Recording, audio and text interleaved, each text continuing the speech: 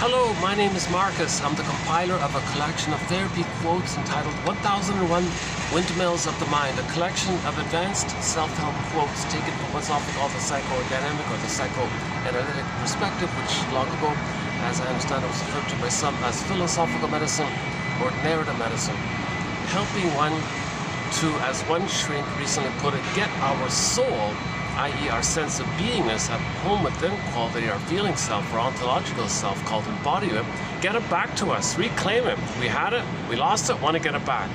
We were born with a full 360-degree fullness and completeness, as described by Robert Bly, one of our sort of a guest mentor in our collection here. But something happens.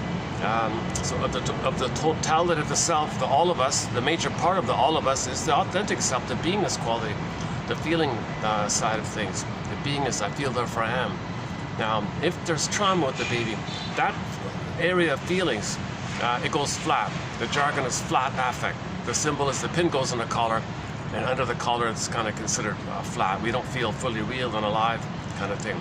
So that's a trauma to not have our warmth, the golden ball, the warmth and the radiance of our feelings, that kind of hum feeling, the warm, pleasant hum-like feeling, I guess. So they say. So that's the issue with Homo traumicus. Too many babies are getting the pin in the collar, and then and we don't realize it.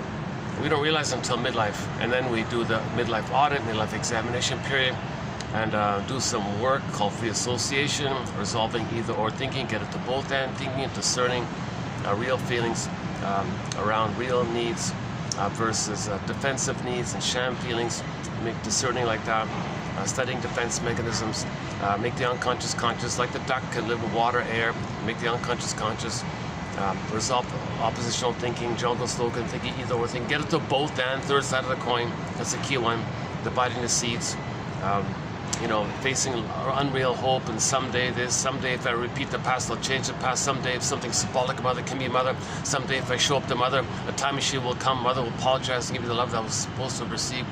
We got to give these false beliefs that we create about ourselves, that we're guilty, we're dead, something wrong with us. We got to face these, we got to do this kind of working through, suffering through. So we got to be detective, psychological detective, existential detective, and that's what these quotes are all about, help giving us clues to this puzzle, that kind of thing. And then that sort of sets it up. It builds like a nest. It sort of sets it up where we communicate to ourselves that we're willing to get back our feelings. If we communicate to ourselves by the preliminary work that we're willing to get back our feelings, it's kind of like safe for that to happen. If it's safe for that to happen, the image is the firebird flies up. You hop in the back of the firebird, you ride the firebird, and now you're feeling, now you get your beingness back, and now you're considered whole and complete, kind of thing, more or less. So we had our beingness, we went away, we want to get it back. Now the beingness is symbolized in myths and fairy tales as a princess, usually. So the princess is locked in a tower like Rapunzel. And the castle, meaning the person, feels empty and dead, problems, guilt, shame, all this stuff. Because the problem is they don't feel real and alive. They feel empty, they feel hollow, so all these problems like that. So the soul was in the forest, Rapunzel locked in a tower. So finally when Rapunzel can come back to the castle, again, now you're healing and wholeness, now you're whole, then things are healthy, and so the person's going to be healthy, and their symptoms will go away, their problems will go away, the person's problems. So the castle's problem means code for person's problems. So when the soul comes back, the kingdom is fine, and then the person is fine. Just these are metaphors. Myths and fairy tales are metaphors for psychological trauma. Myths and fairy tales are code or pictures for psychological trauma. Okay, so that's the thing about that. Interesting idea that myths and fairy tales are like stories about our trauma. The trauma is invisible. We don't see it, but it's kind of real. What do you mean it's real? Well, what about somebody feels a burning, biting feeling called shame? Well, that's kind of real. You feel shame. We feel that. We all can feel kind of embarrassed. You see blushing. You feel, but we don't really see it picturally. Like we don't really see it, generally speaking. So we create a picture called the hell scene. The hell scene is a picture for the metaphor, the emotion of shame. Burning, biting feeling, the emotion of shame. So the storytellers will say, oh, there's a hell scene. Oh, that means you're facing shame. In the Twilight Zone episode entitled Take My False Light, Please, there was a very narcissistic kind of fellow, but he had to face the healing. So to face the healing, he had to face his shame, which he denied. He was too busy shaming others because he made the Faustian deal where he becomes a shamer, finds proxies to play him and shame others are him. That's a disturbed kind of thing to do. So he had to face this kind of thing and do some soul searching, play Glenn Fry's song called Soul Searching. So he had to do some soul searching, that comedian guy. So the Twilight Zone said, okay, well, let's let him face shame, his shame, let him admit the shame. Because when he shames others, he represses his shame. When he sees others as no good and shames them, mocks them, he represses that he had been shamed by his mother, and he becomes a shaming mother, called identification with regards to the Faust complex. So he's got to unravel from this. He's got to unblend from the mother and face his shame and look inward now.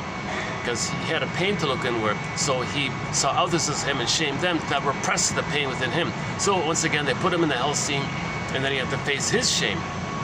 They removed his opportunity to shame others, because when he made fun of others, no one would laugh. But when he talked about himself, others would laugh at him. So he had to face his shame. Very good episode. It's called "Take My False Light, Please." A little slight paraphrase there from the Twilight Zone episode. One of the reboots. I forgot which one. "Take My False Light, Please." So we've been talking about the Twilight Zone for the past 2 months, and we've done a dozen episodes so far. That being one of them, about the comedian guy being sent to hell. Meaning the picture, the idea, the teaching parable idea, or the meta-psychological prop is that he's got to face shame. So it's see, how do we talk about trauma? It's all invisible, right? So myths and fairy tales tell us about trauma. A common motif, a very common pattern in myths and fairy tales is that the soul, okay, the beingness of a person, can be, usually it's a princess, okay, it could be related to the princess, like the feelings side of the being, that's the golden ball, like the polar bear and the golden reef, okay, or Iron John and the golden ball, okay, and Rapunzel and the golden hair. So like a person and the gold, something like that. Now, if you're just talking about the golden ball, it implies the beingness. If you just talk about the beingness being, it implies that the golden ball's missing. They're kind of linked. I feel that for I am, kind of thing. So myths and fairy tales will typically take a princess or a child or innocent, something wonderful, a valuable, treasureful, like that, and it's lost, missing, damaged, wounded. It can take any shape or form, because in the mentation, things can flip-flop and shape-shift to protect, to hide it. So, for example, the princess, which is the soul or the beingness of a person, can morph to a swan, and the swan flies away. Okay? I think indigenous people have a famous one about the fox. Go to Beatrice Deer's a song called Fox, and she has an accompanying music video like that. So there's a fairy tale called a retelling of that indigenous fairy tale called the curing fox. So in the house, the daughter was ill like that. So the wise woman said, well, the soul is a wounded, damaged fox lost in the forest. So, sir, you got to go into the forest, find this wounded animal, don't hurt him, nurse him, take him back, nurse him, bring him back to health, your child will be healed. That's a metaphor that when we heal the soul, the person is healed. Body-mind connection kind of thing. So the most common motif is that our beingness is damaged. It could be frozen, it could be turned to stone. Echo turns to a statue. Echo becomes a statue, she turns to stone. So the flow, the feelings, the water of the feelings can't flow. It's all dried up like that. It's dried up. Velveteen rabbit feels like a stuffed rabbit. Okay, it can be frozen, turned to stone, wooden. It can turn into other conditions. It can shape-shift a little bit. It can morph to different animals even. I think that implies there's more trauma, because it's got to escape. It's got to escape more. Go, I know not whither. Bring back, I know not what. A very famous one is Snow White. She's in a coma or a stupor or in a sleep or something in the glass box. So we don't feel our beingness because there's a wall there. We can't feel our beingness, so we're detached like that. So we feel, where's my beingness? Well, your beingness is in a coma in the unconscious, forced unconscious. Coming up, we'll be doing a 4-video special run on the fairy tale Snow White. A preview was done about 2 weeks ago, and so very soon we'll do it officially, so to speak, coming up as I catch up with the quotes. I've got a bit of a backlog with the quotes here, so we're currently in the middle of a topic called the as-if personality. Not a major topic, but it is a little interesting. I thought I'd talk a little bit about it, not too much. So today's topic will be on what's called the as-if personality, as explained by Miss Deutsch back in 1942. And then it kind of got forgotten, and a little while ago it kind of picked up again. So yesterday we did a little bit about it. Today we'll do a little more, and I think tomorrow a few more, like kind of thing.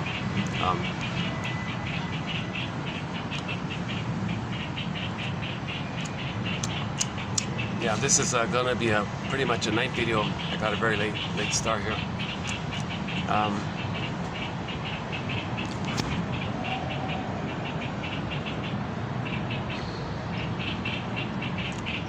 I'm using my old backup phone here to see if it works. I finally found a. So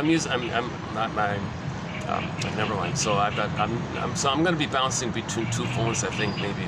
Let's see how it goes. This is an experiment with this old phone, if I can still use it, kind of thing. Okay. So that's sort of the opening. That's sort of the opening issue. That when the baby comes out, something happens. Oh, cunning tale. Something happens. Why can't the baby have his feelings? What's going on with the mother that would cause the baby to flatten his feelings, exile his feelings, meaning so the picture of the soul would be a princess, she's disappeared, pin goes on the collar, feel flat. Long ago, the jargon for this flat affect was athemolexia, no feelings for your words.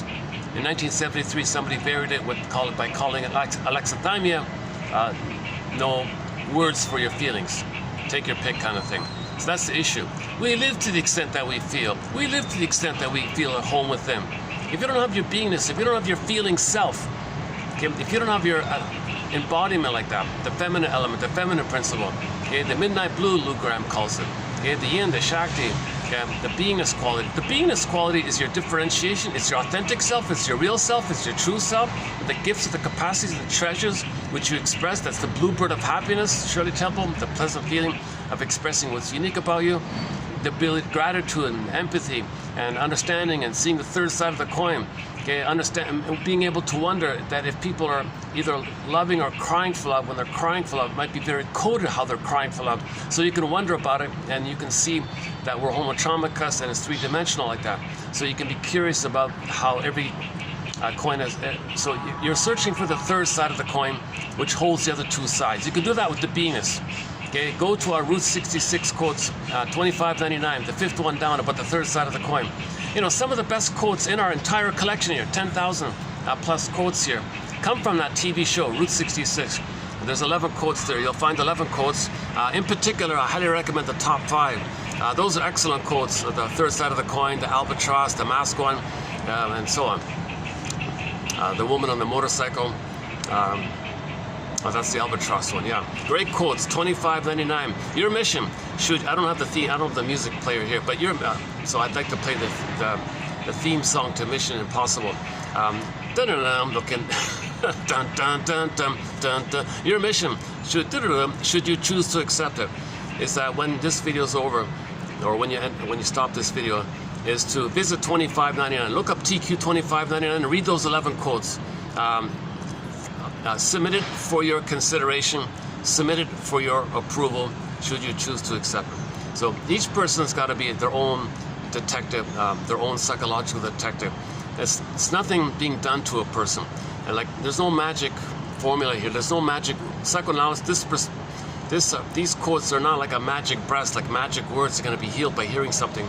It's not like that. It's just an outlook that considers the premise that yes, there is an unconscious, that yes, there is what's called an intrapsychic structure or endopsychic structure or schemata or schema or template or blueprint or traumatic script, that these things occur following the interaction with the mother, whereby the interpersonal leads to the intrapsychic, and then the intrapsychic is kind of like your prototype, your understanding of yourself and the world. The mother's the world, so there's the world, there's yourself, and your feelings like that, and how you coped with the mother, and you use defense mechanism, and you're kind of stuck with this circling kind of phenomena. And that means you're going to go through life applying that all your life. You know, so it's dysfunctional because you're not in the nursery. Nobody in the present in your life is your mother in the nursery, but you're kind of using those same old defense mechanisms that you did when you were in the nursery. That's dysfunctional, neurotic, it doesn't make sense. You know, the present's not the past, but that part of the brain doesn't know time, so the present's still the past. The present's called the presenting past. Due to the compulsion to repeat, that's there when there's trauma. Okay, when there's trauma, we repeat hoping to change the past. Due to this compulsion to repeat to get a better outcome for the past, due to this compulsion to repeat, okay, because there is time, that means we're going to be transferring the interaction with the mother to the present. That's called transference. Okay, so if there's a problem with the mother, unresolved issue with the mother, that's going to be transferred to people in the present. and it's going to be reenacted out because you're repeating the past. Okay, you're repeating the past. So the present is like a new repetition, a reenactment of the past in the present just being used as a staging, symbolic, mirage, symbolic for the past. The idea is to make the inference that what you're doing in the present is symbolic of the past so you can know the past. When needs are not met, there's what's called, what Janoff calls neurotic needs. Okay, neurotic needs show themselves through what he calls symbolic acting out. For example, baby didn't get mother's sweetness and spirit. Well, that's an unmet need, repetition compulsion. He was rejected. Cry, mother, I need your sweetness and loving spirit. Rejected. Mother, I need your sweetness, your comfort, and loving spirit. Rejected. So this is an infinite, seared-in, timeless loop. It's going around and around like this. Okay, now, this loop in the survival brain, when the cortex comes on, the cortex gets this loop, and it's going to be driven by this loop. But wait a minute, the person is going to be driven by this loop, but it isn't the past. So how can they look for mother's sweetness and spirit and all that if they're not in the past, but the loop says, go get mother's spirit, go get mother's love and sweetness? What are you talking about? So it's being driven by this. So all the person ends up doing unknowingly is look for something symbolic of mother. Well, sweetness, okay, mother's sweetness, tenderness, warmth, comfort foods, okay, mother's spirit, alcoholic spirit, mother's spirit. Okay, material, matter, things, material, money, matter, material. Oh, mother's that mother, material. So it doesn't work. Symbolic acting out doesn't change the past, doesn't take you back in a time machine and fill in for what should have taken.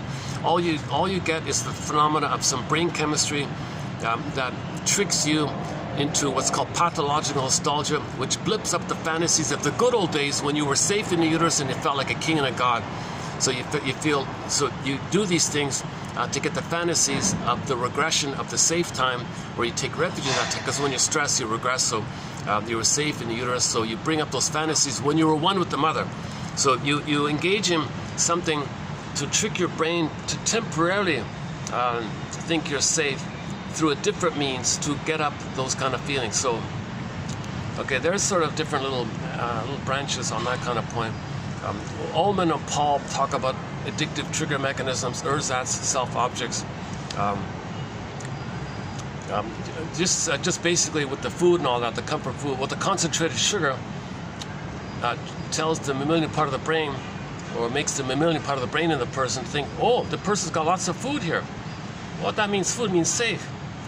Now, safe leads to serotonin, a feel-good feeling. So serotonin is the feeling, is the chemistry of that you feel good because you're safe. Safety, feel-good, chemistry, serotonin, I'm safe. So you get a blip of serotonin, but it's not from the memory of mother making you feel safe, but you're looking for that level of serotonin of mother loving you, but you didn't get him, but you want him. You want to feel safe. So you eat concentrated sugars to trick the brain to give you a level of serotonin like that. So for a little moment you feel as if you were loved by your mother. For a moment, food is love and all that stuff. Plus the association, food is mother, things like that. But it doesn't last long. It metabolizes quickly. It doesn't change the wiring. Human connections lead to neural wiring, neural connections. Human connections lead to neural connections. So eating cookies is not going to create neural connections. It just does this little bypassing trickery thing to send you serotonin, and a day later you need more cookies or more ice cream, and now you're stuck in this infinite loop like that. It's never going to, you can have 20 lifetimes eating ice cream. It doesn't ever translate into having been loved by your mother back in the nursery. It doesn't work. So that's called a neurotic need. So the person has a neurotic need for cookies or whatever. That's not a real need. It's a defensive neurotic need. So you gotta, okay, now you're living your life as a defense against mourning. So if you don't want to mourn, admit the truth of the trauma. You don't want to admit your mother didn't love you. You don't want to admit your mother failed you, traumatized you, didn't love you. Okay. Why would the mother not love the baby? Well, she doesn't have the psychic structure to do so. The psychic structure needed for a mother to love her baby is what's called differentiation, whereby she herself had been loved enough herself to separate from the mother and have her individuation, her identity from the mother, distinct from the mother. Then she's got a beingness, and from the beingness she can love the baby. If she has no beingness, she can't love. If the mother doesn't have a beingness, okay, and she's stuck in the fusional tar pit of the negative symbiosis of the mother, whereby she even becomes that mother, and called the Faustian deal. That means for the mother to feel safe, She's got to treat her baby the way she had been treated to feel safe with one with the mother, because she is the mother. Okay, repetition compulsion. She's going to treat her baby the way she had been treated to have a mother. Okay, so her mother herself, the grandmother, wanted mirroring. So the child had to the daughter, this middle one, had to sacrifice her development to mirror, make it all about the grandmother. She's the center. It's all about her and stuff like that. Okay, so the middle one gave up on that. So the middle one wasn't mirrored by the grandmother because she was trapped in her mirror, like the wicked queen, mirror, mirror on the wall, who's the greatest, who's the center. So the middle one has to constantly supply the grandmother like that. So this middle one, when she grows up, okay, she doesn't have a beingness because she made the Faustian deal because she's going to cross over like that as well. So she won't be able to mirror her child, just like she hadn't been mirrored by her mother. So nobody's being seen, basically. People who are traumatized, who haven't been seen, then want narcissistic supply. That's part of the whole Snow White story. So, okay, quickly, the wicked queen and all that, it looks into her mirror because she's trapped in her mirror, where she's stuck with the oneness that she didn't get with her mother. She's not present to see the child's developmental needs and so on. And in fact, when the child comes on the scene, for her to stay trapped in her mirror, she's got to reject her child the way she had been rejected because she's mirroring her mother. So the grandmother shamed the middle one. The middle one becomes the eldest, the grandmother. See, grandmother, you shame me, I'm going to shame my kid. Aren't we one? Don't you feel seen? So the youngest one is being shamed because the mother is trying to please her mother. So nobody's being seen here. Okay, this symbolic acting out, this neurotic acting out, the neurotic needs stuff, nobody's being loved by this stuff because you're still trying to undo something that took place in the past. So again, when real needs are not met, okay, then you end up with neurotic needs, like a cloak over. Shall I compare thee to an onion? Because now all you're going to do is do symbolic love. What's symbolic love? So Bergler gives a memorable example for me about the slot machine. So Emily Dickinson, a great hope fell. You heard no noise. The wreckage was within. O cunning tale that let no witness in. Emily Dickinson. So the baby had a great hope to be loved by the mother. It fell, crash. You heard no noise. The wreckage was within. Solvik, or echo turned to stone. The wreckage was within. Soul fragmentation, Tin Man, Scarecrow, Lion, fragmented. Knowledge of the trauma is in one place, and the guy's got no brain, can't even know it, but it's known. Procedurally known, implicitly known, but can't think it because no brain. Your loss of the heart, can't love and feel. Jesus, and then the person's going to feel disembodied, and the three characters separated in the thing. And Dorothy's a part of the system that's trying to line things up, line up mind, heart, body, sync it up, line it up again. Because in trauma, it's all fragmented. So.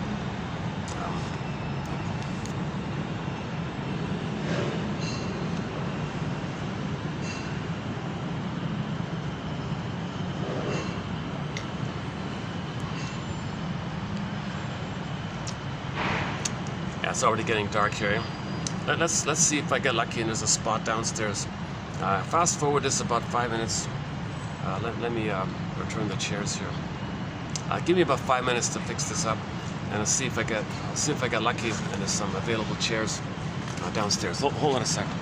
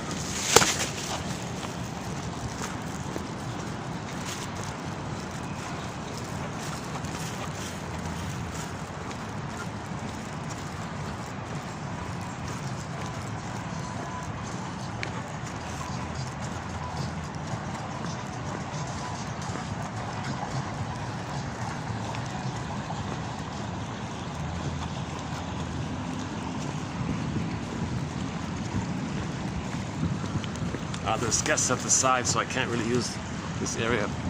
Otherwise, the pool is here. Look at that.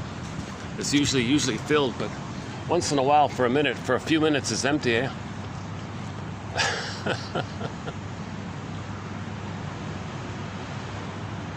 Yeah, nice little area.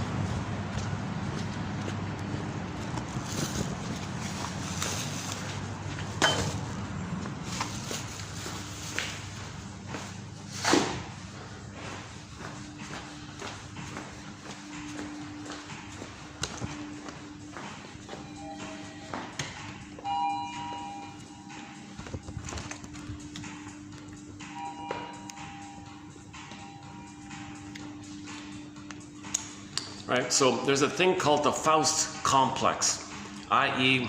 identification with the aggressor, i.e. the Faustian bargain, the Faustian deal, the Faustian pact. Okay, once again, identification with the aggressor, where the baby becomes the mother. But to have mother's power, okay, they gotta shame themselves, i.e. sell their soul. Too painful, okay, so they find proxies to see their soul into, shame them, to make them unaware, and to repress their shamed soul. Going down. Okay, so we're posting this in the year 2025.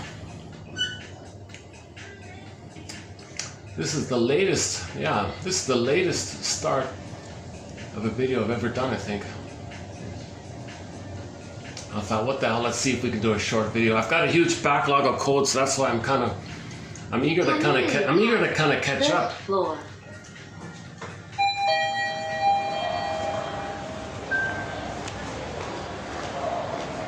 Oh, geez. Oh, it's a full house in here, eh?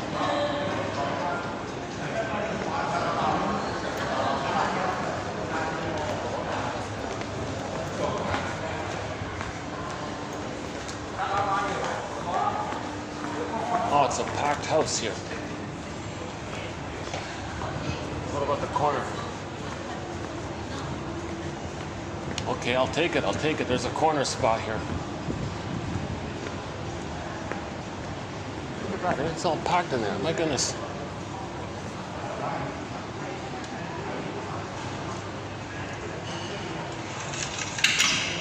Let's do this thing.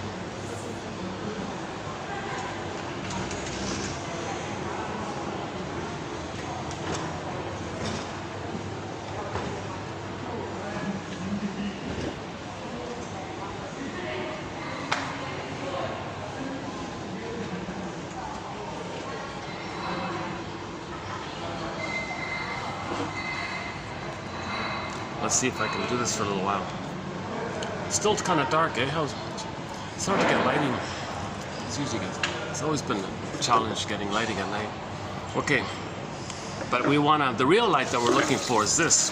These quotes are, Jeanette Paris describes them as giving one night vision.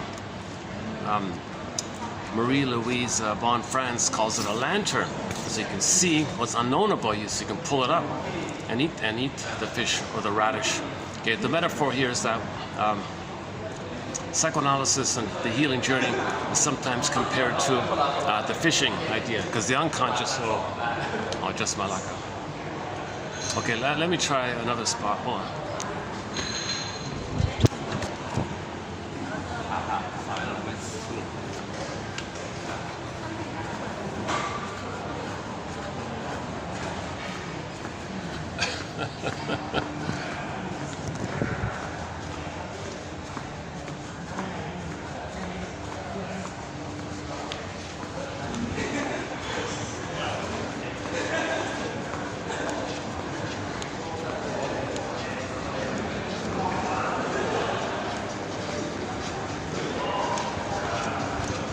Okay.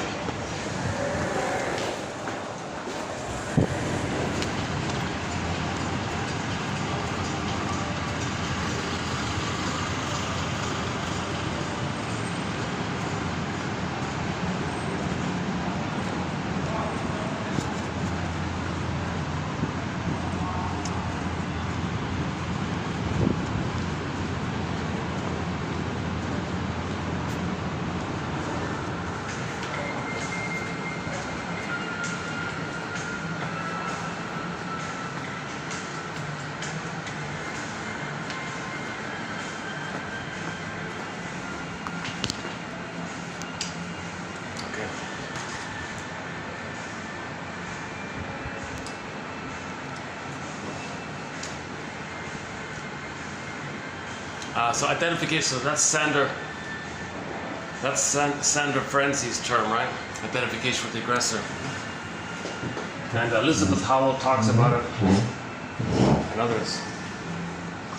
It leads to one of the stinger personality patterns, egoism and the bullyism and the narcissism, and so on, whereby they have this very tenuous thing where they're trapped in the mirror. They see the reflection in the pool of water. It's all about them, and they're still looking to see themselves reflected through the eyes of their mother, but she was absent because she was trapped in her mirror and wouldn't see the child. So this can lead to the Faustian deal as a result. Okay, intergenerational trauma. So in one of the stinger personality patterns, the one main commonality of the stinger personality patterns, stingers and clingers, okay, trauma more earlier on leads to one of the stinger types. If the trauma is a little later on, might be more the clinger types. Just a theory. Okay, based on Melanie Klein's theory about the positions, partly the paranoid schizoid position, and the later one is called the depressive position. These are all guesstimates, and we're just brainstorming here, hypotheses. We're trying to be detective here. These are clues. So we're just trying to, piece together the puzzles. These are like, we're brainstorming kind of thing here. I only have a BA, so keep that in mind. I'm not a professor or a shrink or something like that. Okay, so the stinger personality patterns, i.e. those who are traumatized prior to 18 months, let's say, they cross over. It's too much pain with the mother. Okay. If the pain is too intense, baby gives up. Fine, mother, I'll give myself up. I'll be you because you want oneness with me, because you want to use me as a self-object for you to be seen. You want to use me as a symbiotic object for you, a fusional object for you. Okay, because you never were seen and you want me to see you all the time. And I'll give up the thought that I'm supposed to be seen by you. And the child thinks it's kind of as if the mother says to the child, I'll make you a deal. If you heal me and see me and soothe me and mother me and take care of me and fix me and make me be a loving mother, then I'll love you in return. Deal? Okay, mother, deal. Play the song Big Lie by Rick Emmett. Big lie, because no baby can do that. No baby can fix a traumatized mother. No baby can make up or repair what had happened to her when their mother was back in their nursery way back then, wherever that was. No baby, no helpless, vulnerable baby can fix the giantess in the nursery from their perspective. From the little baby's point of view, many people think that from the baby's perception, the mother's like a giantess in the nursery, And this giantess is enraged, is angry, it's bitter, it's narcissistic. How's this little helpless, vulnerable baby going to fix this mad monster kind of thing, From his perception, the mother's a boar queen, a cyclops, an alien, a sea monster, a guy with the horns and all this stuff. How's a little helpless baby going to fix this from his perception? No, the mother is not those things, but the baby sees it that way because of the fusion. How he feels, the mother feels that. What he needs, the mother needs. Baby's enraged, oral greed. Well, the oral need ends up with oral greed because it skips around. So it ends up with oral greed and the oral rage. So he feels like an angry, hungry wolf. Well, the mother's a giantess version of that. So that's the boar queen idea, like a monster who wants to gobble him up. And that picture he creates, which is symbolic of how he feels with the mother. He creates a picture, that's the bridge to the mother. He thinks that's his mother now. That's his link to the mother, how he felt with her. Now he thinks the mother's a monster like this. How is he going to save a monster? An imaginary monster, which is really just his feelings. That monster is code for how he felt when the mother hurt him. So how is he going to fix mother when he's screaming in pain from the abuse of the mother? How is he going to...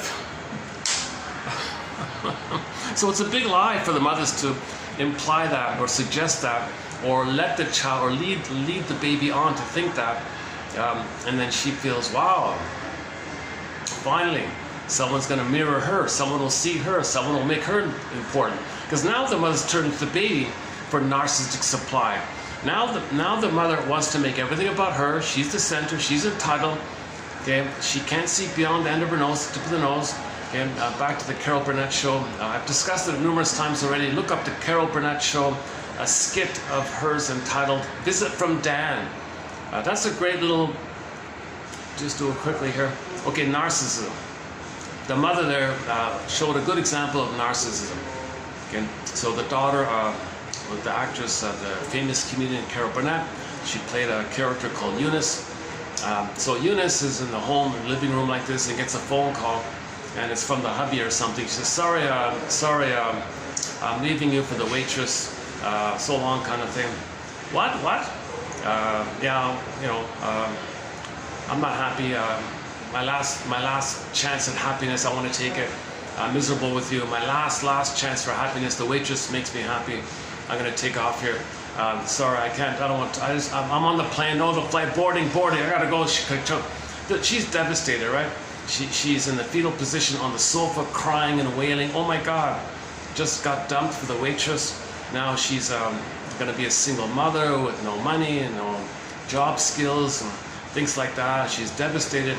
And the mother in the background says, I don't like what that guy said about me once. I really don't like what he said about me. And Eunice says, there you go again, mother. Here I am, my life is devastated. And here you are, once again, taking center stage. There you go, there you are, taking center stage.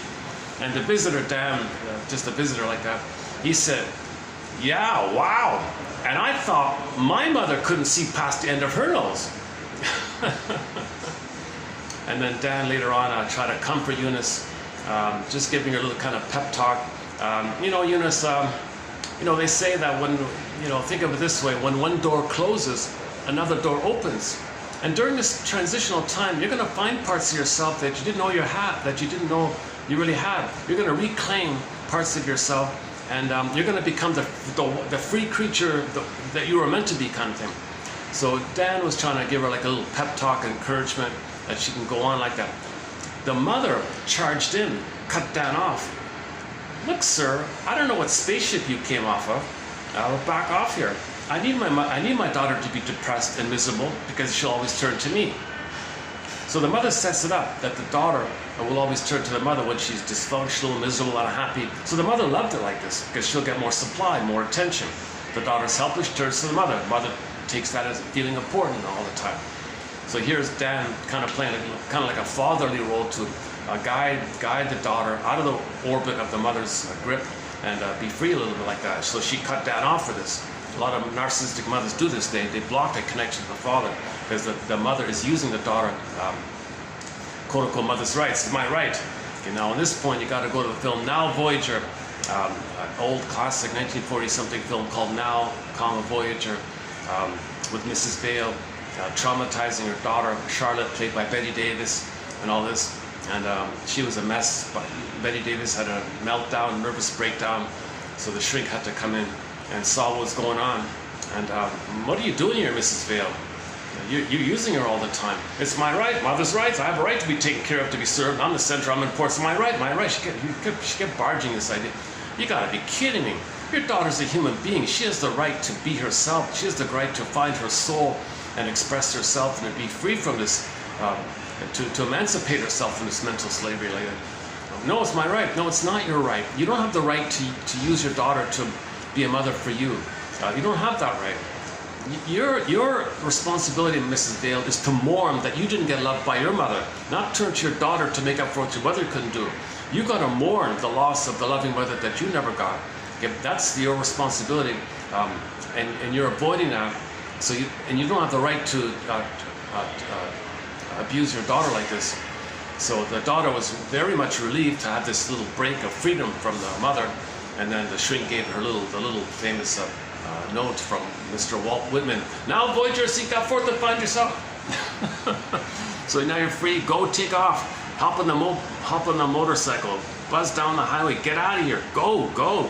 Find yourself. You're free here. You don't need to do this. So she finally had some intervention, like some kind of like a guidance, a protection, and she was liberated by this kind of thing. But before the shrink came on the scene, she was engulfing her and making her miserable like this. So just by accident, she unknowingly or maybe on some level wanted the daughter to be free. I don't know. Now we're getting into unconscious. Is there something good in her that wants help to let the daughter be free? So for her vanity, she said, no, it's her problem. She's upset. She's not taking care of me properly. Fix her, shrinker man. No, she's the symptom of your abuse. We want to fix you. Let her free. Okay. Another point. Another example of this is from the comic psychoanalysis. A young kid named Freddie in there was being abused by both parents, and he was being scapegoated because the parents were filled with tension, pressure cooker, okay? And then the energy, like the river that can't express the anger towards the true source, the mother, because the mother's not there, it turns in and cycling, rebounding in. So the mother had a rebounding in anger at her mother. The father had a rebounding in anger at his mother. The two of them had this burning, recycling river energy, life force turning in like that. The body can only take so much, right? So the husband and wife had like a conspiracy. Hey, you got to blow off a lot of steam, don't you? And I got to blow off a lot of steam. Let's do this. Let's traumatize Freddie. He'll be naughty. We'll use the excuse, spare the rod, as a cloak, as a camouflage, as a justification, as an excuse, as a mask, okay, to hide our real need to blow off steam on poor Freddie. So he was scapegoated big time, Freddie. And then the parents said, hey, Freddie, something wrong with him. Come on, Shrinker Man, fix him. Shrinker Man was onto it. Okay, emotional triangle issue, family systems theory, scapegoating. Oh no, he's the symptom of the trauma of the narcissism of you two people. What are you talking about? It's Freddie, you break free, go. Join Charlotte, and you and Charlotte take off and make friends and help each other, kind of thing. Emotional refugees from the love they seek. So then the shrink had to send the parents into therapy with his buddies and all this. Very good comic called Psychoanalysis. 1955 comic simply entitled Psychoanalysis. Four issues were put out. The complete run was 4 issues. And 5 years ago, after many decades of it being lost, it got saved. It got reissued, and it got digitized by something called Dark Horse Publishing, digital branch edition, whatever. So you can get the digitized version of the comic, the complete run, 12 therapy sessions, 3 clients, Freddie, Ellen, Mark. Sorry, yeah, Freddie, Ellen, and Mark. So they have 3 clients. The shrink helped 3 people.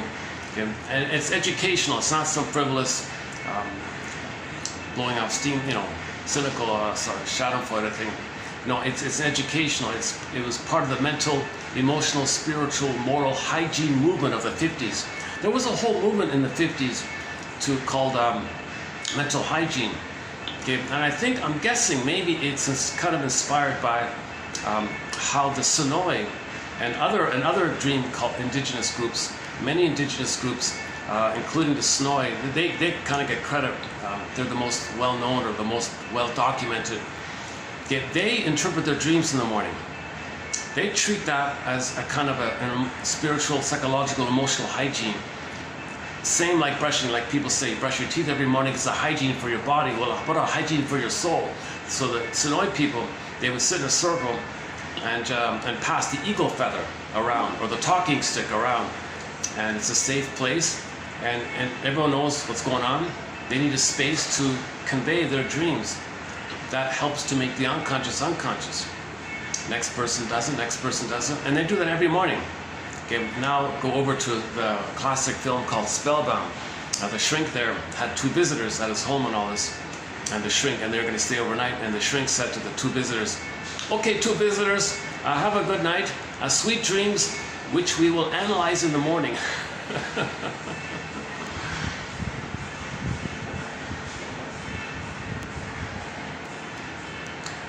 Let me double check the battery. Let's see.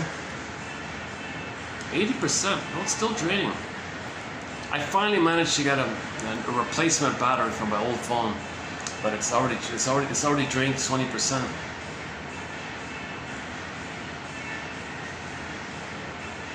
Oh my goodness. I didn't ask if it's the official battery. It's just finally somebody got a replacement. It's an old phone I'm using right now at the moment.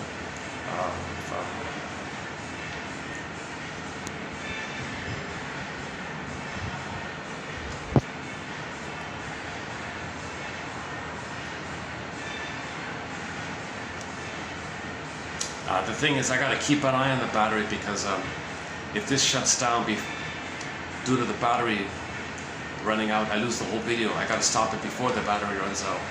So maybe this will be, if this is 20% and this is less than an hour, so theoretically I should get 3 hours on this, right?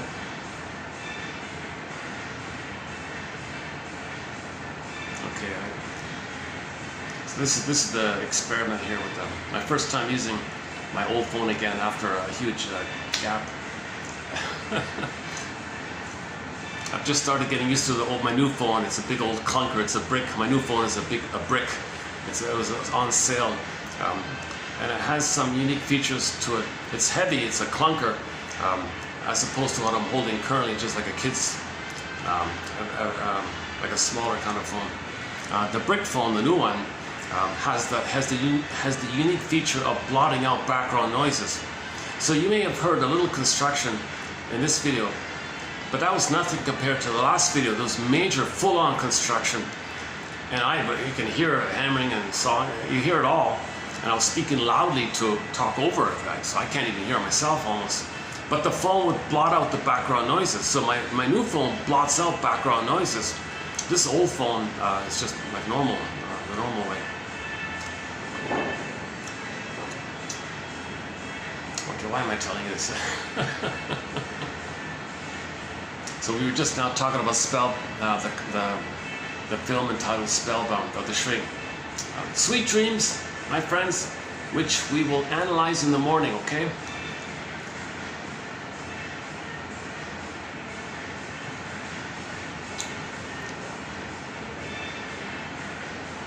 Okay, so back to the Carol Burnett show called Visit from Dan.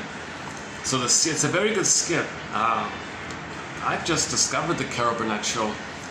In particular, that family sort of branch of it, the family set of skits simply called Family, where she plays Eunice. The regular stuff is kind of whatever, but not too interesting personally. But that family skit was pretty good. So back to Visit from Dan, right? So Eunice gets the news. She's devastated. You think the mother would be present for her, but no, she made it all about her. There you go, mother. My life is devastated, and here you are taking center stage. It's all about you. She can't see the past the end of her nose, right? Like a bubble around herself. She's trapped in the mirror of her own little bubble. That's all she cares about. It's got to be important. She's got to get supply. She doesn't want to be ignored. She gets enraged. She's got to be always the center, always like that. So the mother's basically a baby waiting to be seen by her mother, and she's trapped in this like thing. And then Dan gave the pep talk. One door closes, another door opens. You'll find new parts of yourself. You'll discover yourself, and you'll be the free person you were meant to be. She cuts him off. Get out of here! Don't do this. And then Eunice tries to fight back with the mother a little bit by saying, "You know, mother, I can't believe this. This stranger here who's visiting us here, he's kind of talking to me like a normal human being, basically. Something you, mother, have never done with me. You've never done that. No, that mother doesn't have a psychic structure for mutuality.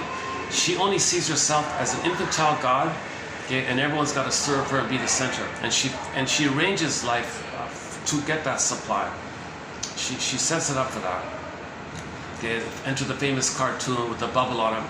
Mothers know how to push your buttons because, hey, she sewed them on.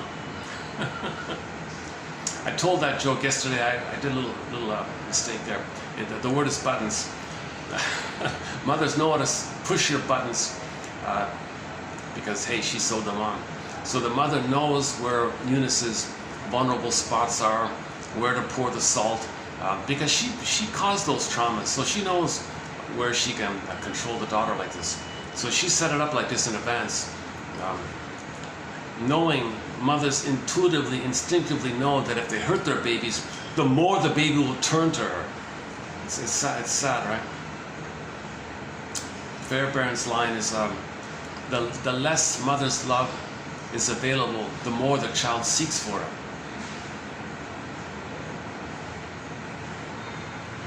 So to do so, this child has to engage in psychic splitting. The mother is a monster. No, that's not my mother. Make up the mother's a goddess. Oh, there's my mother. So to deny the pain, they split it off and then believe the mother's wonderful. And that's what the mother wants. The mother wants to be seen as wonderful, i.e. seen and mirrored and accepted. So it's a perverse twisting of things. The mother's taking advantage, and this is psychological abuse like this. Mothers are so blind about the effects they have on their babies, because they're just so caught up in an issue of survival. They think what they're doing, it's a matter of survival. They're entitled, they want to survive. So if the baby's going to be symbolic mother, they're just still trying to survive. They didn't reach the place of mutuality. They can't mirror the child and see the child's needs. And many mothers go along with betrayal trauma at birth. Okay, it's a huge betrayal for the baby to lose his mother at birth, right at that sensitive time, going through the huge transition through the birth canal from the water world to the land world. Baby fully expects the mother will be there. Is she there? Mother abandons the baby. Just at that moment he comes out of the canal, abandoned. Why? Theory is if the cord and the placenta are kind of like the bridge to the mother, and the bridge is removed, baby goes, where's my mother? And where's my cord and placenta? It was still sending me oxygen and nutrients and connecting me to the mother. So mother's gone, my bridge to the mother's gone, abandoned. That's a betrayal trauma. That's called birth trauma. You know, and then there's a whole 5-hour discussion about the birthing area. Recently we spent like 2 hours on what's called the 5 parts of the secure attachment style. Uterus time, birth time, from birth to 4 to 5 months time, and then 4 to 5 months to 18 months time, and then 18 months to 36 months time. Those kind of 5 parts. Babies have needs in those 5 stages called the secure attachment style. And each of those 5 parts, there's a wealth of material, and it takes 10 hours to run through that area. Okay, so where are we? Let's backtrack. So we were talking about the Caretaking trope, narcissism. Yeah, okay. So if the mother herself is doing the mirror on the wall thing all the time, the baby comes on. Okay, she is insulted at the idea that she's supposed to love the baby, mirror the baby, because she's trapped in her mirror waiting to be mirrored. She can't mirror if she was never mirrored, kind of thing. So she's offended by this.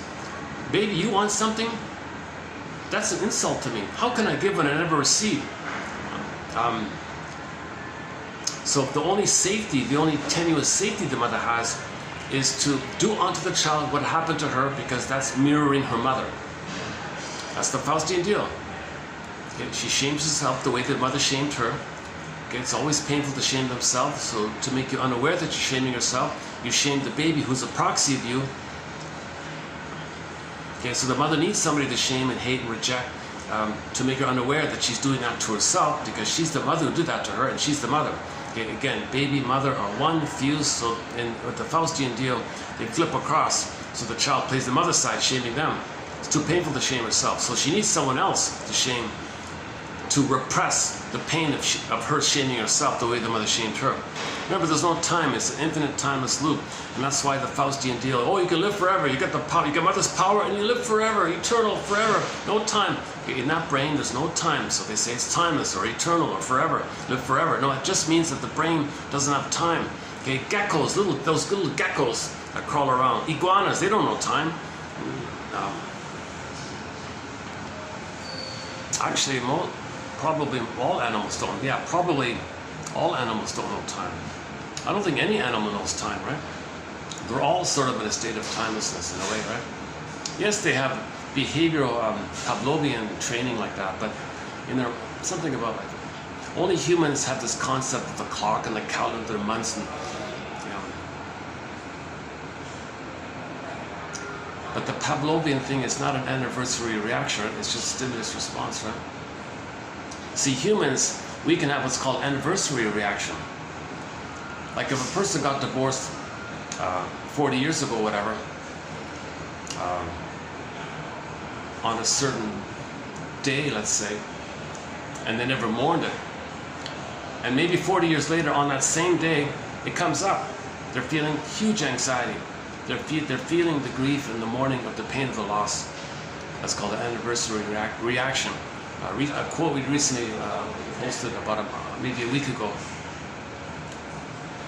Okay, let's back up here. So, oh boy. So we start off with the beingness. We're whole. We have a feeling self. Okay. Enter Janoff's summary of the triune brain. The brain with three parts. The triune brain.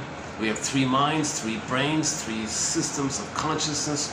Okay, the three-in-one brain. So our brain has kind of three parts.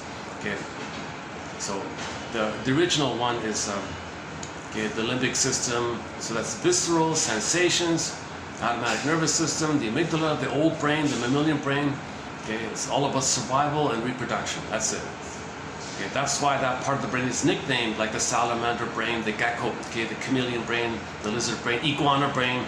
I'm using the iguana brain. Lizard brain's taken, crocodile brain is taken, dinosaur brain is taken, chameleon brain, someone took it. I don't think anyone's taken the iguana brain, so I'll take the iguana. So that's the iguana. Not at the iguana. Like, okay, the iguana brain. So those creatures just mentioned, they only care about the instinct to reproduce and survive. That's it. There's no love or warmth or affection or like, you know, wondering. There's nothing like that. They just want to survive and reproduce. Very, very simple kind of thing, right? Cold-blooded creatures like that. Okay. So now, but billions and millions, billions, whatever it is, we became mammals, animals, mammals, hominids, Homo sapien, very advanced hominids, and then Homo sapiens, sapiens, the most advanced hominids. So we've grown and to have a feeling mind, a feeling brain, a feeling self, an emotional self called embodiment. Okay, that's the main one, the middle one, this feeling self. So you got the visceral sensations of the iguana brain, and you got the feeling. Okay, people call it. People like to use the puppy brain for the middle, and then the crocodile for the first one, and the middle one is the puppy one. So crocodile, puppy. Some people like to do that one, right? So I'm gonna go with, let's go with iguana brain, and I don't know.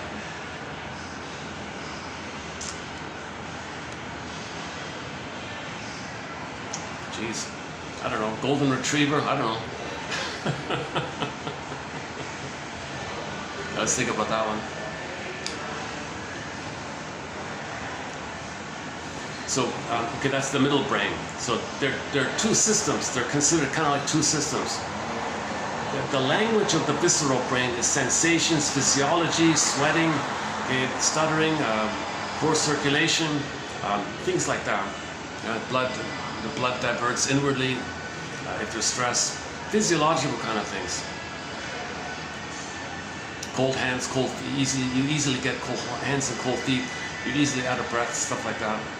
Janoff says that someone has birth trauma. It's really noticeable with birth trauma. That's why he said people who are good athletes and good musicians, athletes, athletics, dancers, he thinks they don't have birth trauma.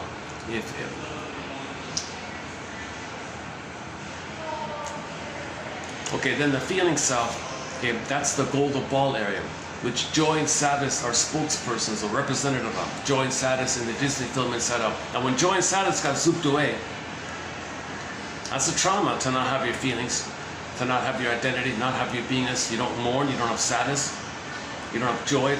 Joy is meant to be the console, the serene, inexhaustible fullness of being. From the beingness, joy is the animating, pleasant, warm, golden sun, radiant, warmth, radiant feeling called joy that animates out of the beingness quality. But the beingness is missing, so joy gets zooped away. And with joy, sadness simply means that sometimes sadness has got to run the console to admit a loss. Then joy can come back. Play the song by the singer Vonda Shepherd. All of the joy for which you pray is 100 tears away. Name of the song, 100 Tears Away. Not a bad little song, which is also on our soundtrack. I think we have 2 songs by her on our soundtrack, right? Yeah, 100 Tears Away, and her big hit, the Searching My Soul one. We don't have any quotes from the TV show Ally McBeal, but there's another legal comedy kind of show called Harry's Law, and we have a couple of quotes from Harry's Law on our chapter on psychologically minded film and TV show quotes. So we got quotes from a lot of shows and films, like Harry's Law and The Judge for the Defense and Drop Dead Diva, you know, and Jeepers, The Fugitive, and the many classic films, and a sprinkling of quotes from a variety of shows. Now we're adding a bunch of good quotes from the Twilight Zone. I didn't know the Twilight Zone was so psychologically minded. Oh my God! I just before coming out today. Yeah, coming up in the future, we don't have it. It's in the pipeline. I got a quote coming up in the pipeline at the beginning of the pipeline. I just saw it. I haven't had time to finish it, but I was just reading about somebody's. So I'm not a psychiatrist. I'm not a doctor. So I don't read anything about the DSM stuff. So just by chance, somebody commented on it about why we don't use the word neurotic so much. I've been using it all the time. I think it's an excellent term. Neurotic means the baby had a conflict. He used defense mechanisms. And to use those same defense mechanisms throughout your life, that's neurotic or dysfunctional. It relates to the conflict. Neurotic means inner conflict. And you're still using those strategies to deal with the conflict throughout your life. But the present isn't the past, that's why it's neurotic. So that's the normal term for hundreds of years, whatever, neurotic. But then this guy said, well, it offends people's narcissism to say there's inner conflict. It implies they're weak or something. Oh, whoa, no, but the covert strategy was say that and then change the term to somatoform. Is that right? Somatization. So the conflict converts into the body holds it, and now you got a symptom, it's somatized, it's in the body. Now people can talk about the symptoms. Oh, I got a sore back, oh, I got this pain, I got this pain. Oh, it's okay. Everybody regards it as acceptable. Oh, so you got the pain, oh, I got an ache here, oh, I got a sore here, I got a liver problem here, or this, something physical. Everyone says it's okay to talk about it. But that's there from the conflict, the emotional conflict. And somebody said, he was saying, well, how do you prove that? You can't prove that. You can't test for that. How do you test that? How do you prove that? So forget it. Just focus on the symptom and play whack-a-mole with people's symptoms. Get rid of the symptoms. That just represses it further and it comes out another way. So just deal with the symptoms. So now there's been a kind of a sad drift away from psychoanalysis to just get a symptom relief. Just get rid of the symptoms. And very few people want to talk about what causes the symptoms. But that's what psychoanalysis is founded upon. What's causing these symptoms? An inner conflict. That's still going on. That stresses the automatic nervous system, sympathetic and parasympathetic, he said, and it goes into the body. The old term was conversion. The term they used long ago was conversion. The image was water to ice. So water can float, but water can convert to an ice cube. Water can convert conversion to an ice cube. Same thing. All feelings that can't flow, feelings that turn in, it can harden into a bodily symptom, and it's hardened in the body. So it converts. Now the body's holding it. Oh, the body's holding it. Well, that's the issue. The problem is that the body has a pain. Well, that's the problem. Focus on the body issue. That's the cause, the body. No, you know, that's the symptom of the conversion of the feelings, of the inability to mourn, the inability to get our life force back for our beingness. If the life force can get back to our beingness, you're healthy. But if the beingness is missing, get your life force back to Freud's metapsychological prop. So in the past couple of videos, I've been talking about what Edmund Bergler, one of our mentors, describes as one of Freud's meta-psychological props. Meta, like broad, psychological teaching prop, like an aid or something. So just meant to approximate like a simile, parable, analogy. It's not exactly it. So Freud, according to Bergler, the only time I'll quote Freud is if a German speaker says it. We don't have the disturbed translation in our collection. So these are, my unconscious, when I was describing this collection, I just automatically said clean psychoanalysis. I felt like it's clean. Like I feel like these quotes are kind of clean. We don't have these perverted, disturbed, sick translation of Freud like that. I want the focus is that the quotes can help us to feel. If the quotes are used to get you away from feelings, that's worse, right? You want the quotes to help you to feel.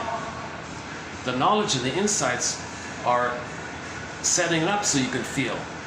The cognitive knowing to lead to emotional knowing, not cognitive ideas to get you away from feeling. That's moral pain and repression. Then you get a symptom. Oh, somatized. That's the issue. But luckily, a lot of shrinks don't buy it. The psychoanalytic tradition is still alive. It's still going on. But in terms of, medical schools and all that, they kind of squashed it. But it's still kind of going on with these so-called analytic institutes. Oh yeah, and he was saying, somebody can become a medical doctor and specialize in psychiatry and have a single clue to help a client come in. Because they're only dealing with the most extreme of the most extreme case of the pills and all that. They can't talk to anybody, He's a shrink, he's a psychiatrist, but he's not a shrink. So then he gets frustrated. What the hell? I wanted to help people. What do I do now? Then he's got to go to the talking cure school called the Analytic Institute. If they can find it, I don't know. I'm not even sure what the status is of them. They're around, but the quality of it seems to have really dropped a fair bit. Oh, how's the battery? Back to this battery. See, with my new phone, I don't have to worry about the battery. But even, look at that, even with this replacement battery, it's still draining quickly. I think what the guy did, he didn't see. The other shop said, "Oh, we got a special order. It'll take forever. It'll cost up. You might as well just buy a new phone." They said. This one guy said, "Well, I can give you something. I'll take it. I'll take my chance. Give me this something battery." Now I'm paying. Now I'm realizing it. So this phone might just be used as a backup kind of thing. See, I wasn't planning to do a video today because that's errands and all that. So I didn't bring my bag and all that. So I just carried my little budget phone. And the printer was nearby, so I could print out some backlog quotes. So, oh well, I can pull off a video today afterwards. So hopefully this video will be of some value.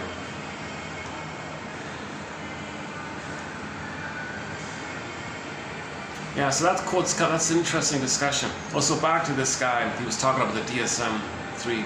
So up until the DSM-3, he said, neurotic was the normal term. It was the regular term up until the DSM-3. And the people complain, well, how do we measure that? How do we test it?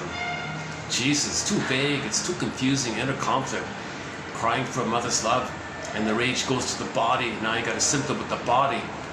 You mean the body reveals and conceals the scream of the mother?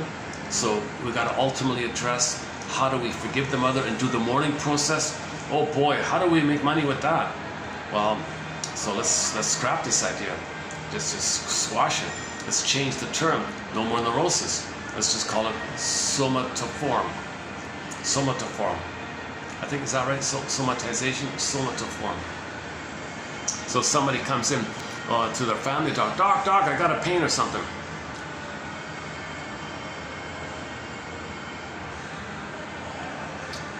So he would do all the elaborate, lengthy tests. Well, I'm pleased to inform you it's nothing organic. Now, some of them might say, it might be emotional, so you got to talk to somebody. So some of them might do that if they have a contact with the talk and cure shrink. If they're still around, I don't even know if they're really still around. Now, you won't find it. I looked at myself. I couldn't find it. Zilch, not even close.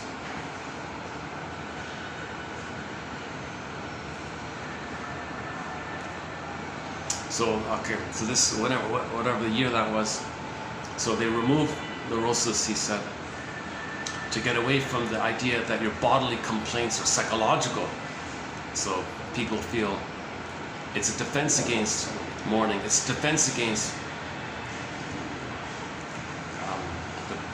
the hard work of going on the hero's journey, the second journey, self-reflection. Just peel it away, operate away, and just maintain the inner conflict. Now this inner conflict, the problem with it is the more you repress, the more your inner conflict projects. Now you're getting into prejudice. The more you project, the more prejudice you get. Prejudice is a kind of paranoia, right? So yes, okay, for the topic on prejudice, we covered four key ideas. I did it in a super quick way. I've summarized and condensed very quickly 4 key ideas of what leads to prejudice. We've got a dozen theories on it. I condensed 4 of them in one go, like a 1 paragraph kind of thing. So I highly recommend that last video done where I began this video, done in the outdoor part with the construction behind me with the other phone. That might be worth the whole video just to get that 5-minute little clip.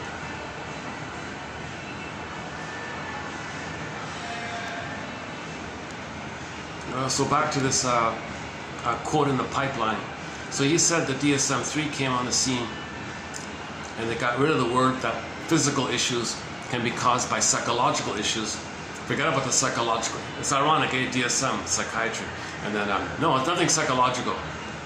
We've been saying for 10,000 years it's psychological. Katie Lee has a very important song in our soundtrack for all of us called It Must Be Something Psychological. It's really quite explainable. So we have 4 songs by the folk singer Katie Lee on her soundtrack. Her big hit is called It Must Be Something Psychological. Her other song is called Shrinker Man, Wise Me Up If You Can, Repressed Hostility Blues, and Properly Loved. Those 4 songs. She does have, and that's on an album entitled Songs of Couch and Consultation. Her second album of a parody psychology songs was called Life is a Bed of Neurosis. Oh, there it is. Life is a Bed of Neurosis. So she saved it. Neurosis. A play on roses. Life is a bed of neurosis. Life is a bed of roses.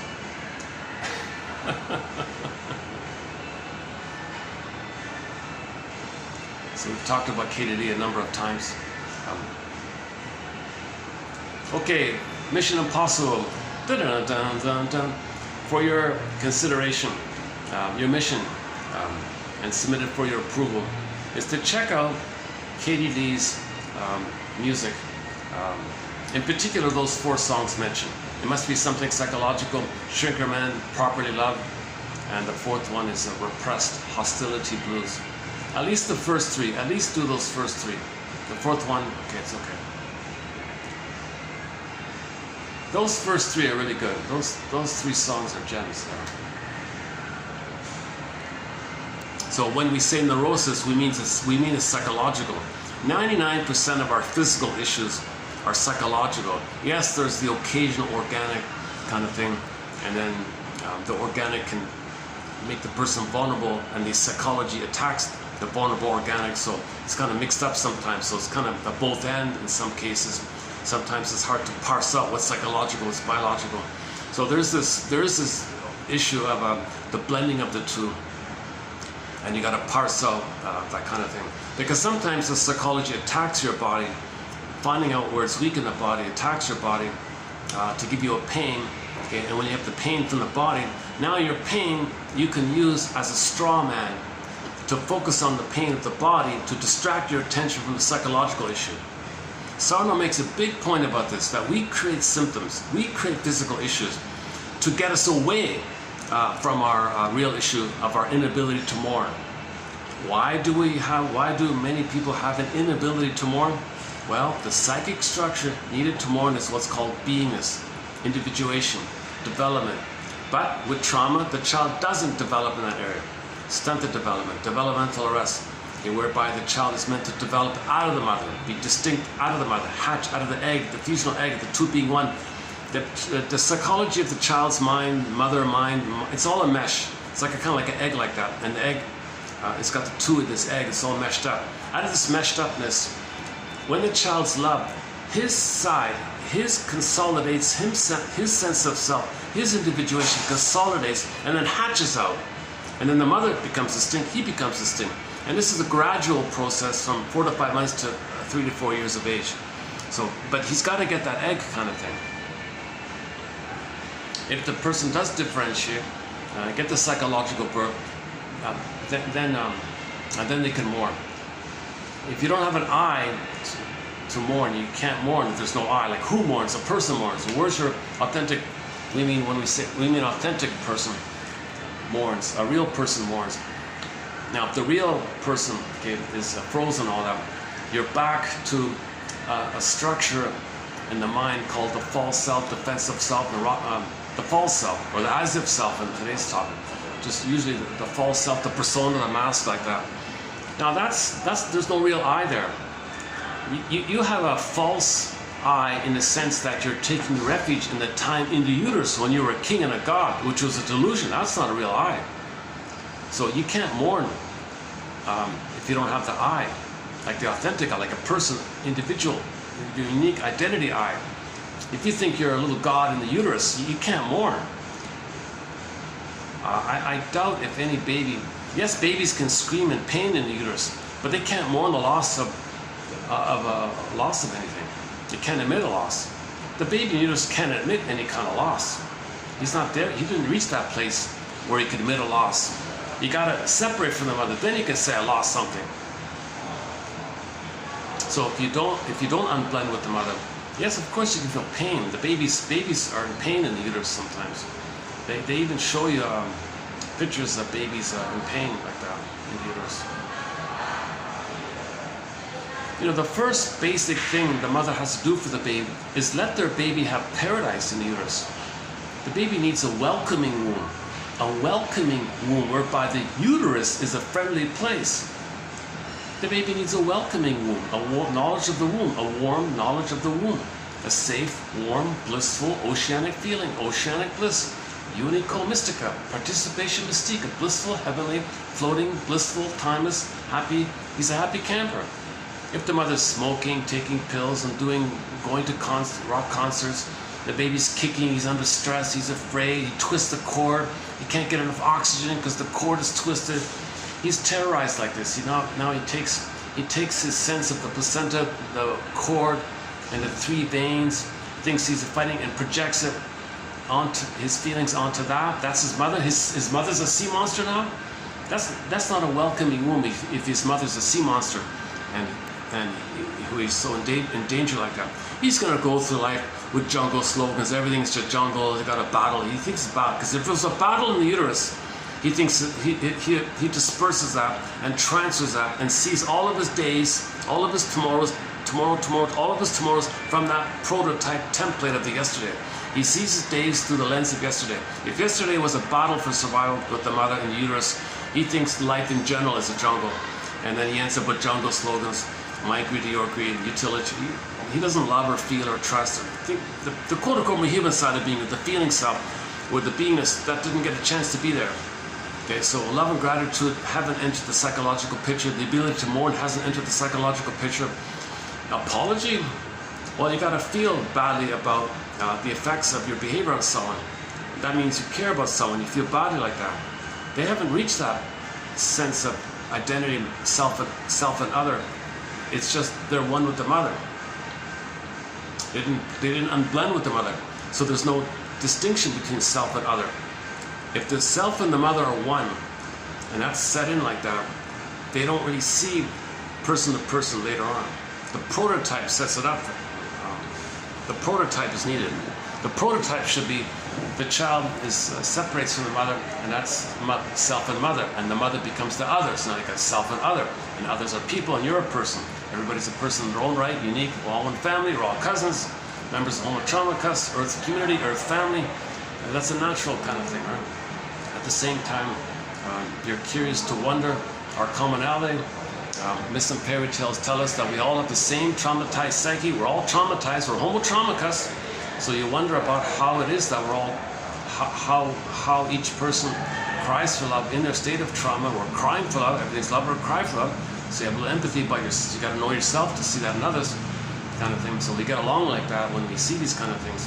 If you don't know your pain, you're going to project to repress your pain. Now, when you project, you do the scapegoating idea. Well, can they take away your pain, and then your pain is missing? No. If you the scapegoating mechanism, okay, you have the fantasy that you want to expel your unpleasantness inside. But when you do that with the scapegoating idea, it still represses it. You're just repressing. You can't get rid of it. It doesn't work. Scapegoating doesn't work. Okay? All it does is repress the pain. And the more pain you press down, the more you project. And the projection represses, projects. So the scapegoating doesn't work. Okay, back to yesterday's topic on prejudice. How's the battery? Today I'm feeling a little 75. So theoretically, if this battery drains sort of consistently, theoretically I could get 4 hours. I'm really curious to see if this new battery will hold up, or if it's just going to suddenly shut out on me, or what's going on with it.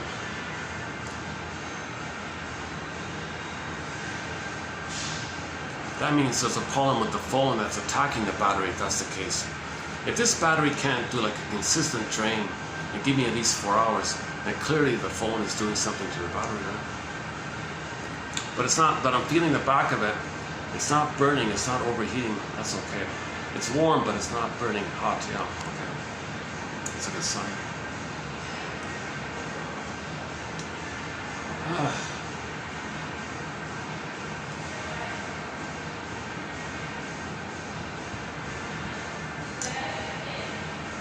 Just thinking to myself, is there any other lit kind of area where I can go, like any other? Actually, this place here has a sort of a bit of a sale on the buffet. It's okay. It's okay. It's one of the better deals. Actually, one of the best deals I've found is right this very spot where I'm in. It's on the second floor.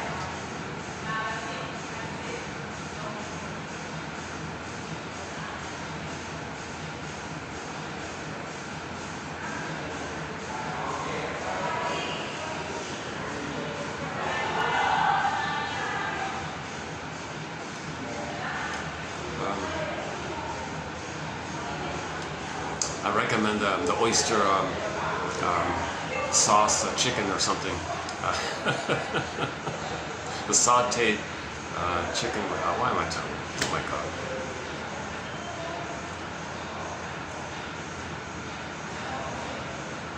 Apparently there's a unique combination, a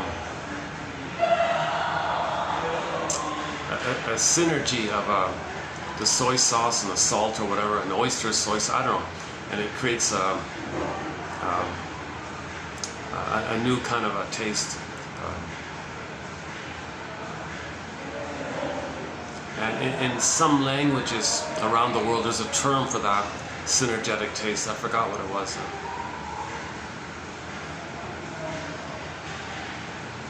Something me or no, I forgot. Something with a me in it, like omi or like umi or something like that. Uomi or oumi or something. Uomi or something. I forgot what it's called. It's basically soy. It's basically soy sauce, or oyster sauce or something.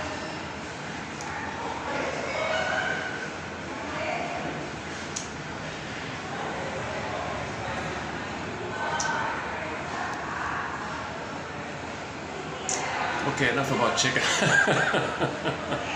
We have one proverb. Oh, do we have? I might even have it here. We have one proverb from 10,000 years ago or something like that. How does it go again?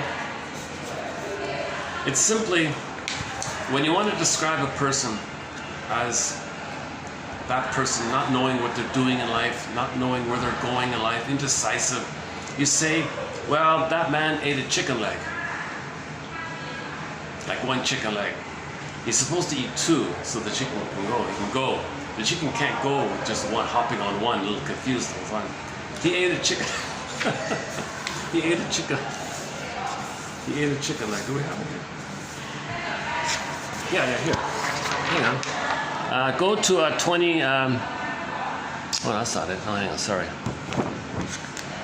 Didn't we have it here? Oh, maybe it's in the other. Oh no, maybe it's in the other.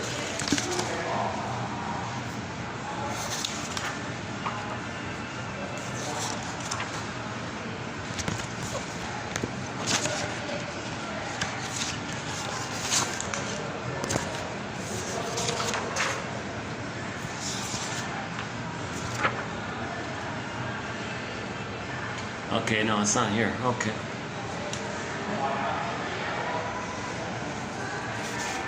Today we're doing 61, right? Oh, 61. Okay, 61.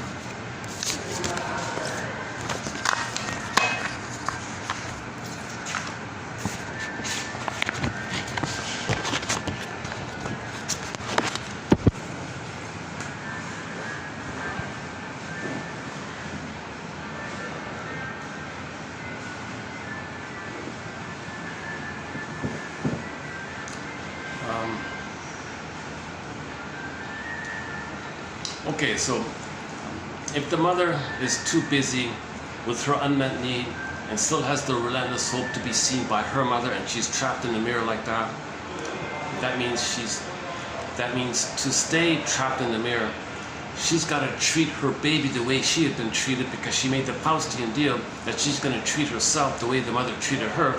So she'll project herself onto the baby playing her or a proxy of her. She plays the mother who shamed her, the baby's hers, so she shames her baby, thinking the baby's her.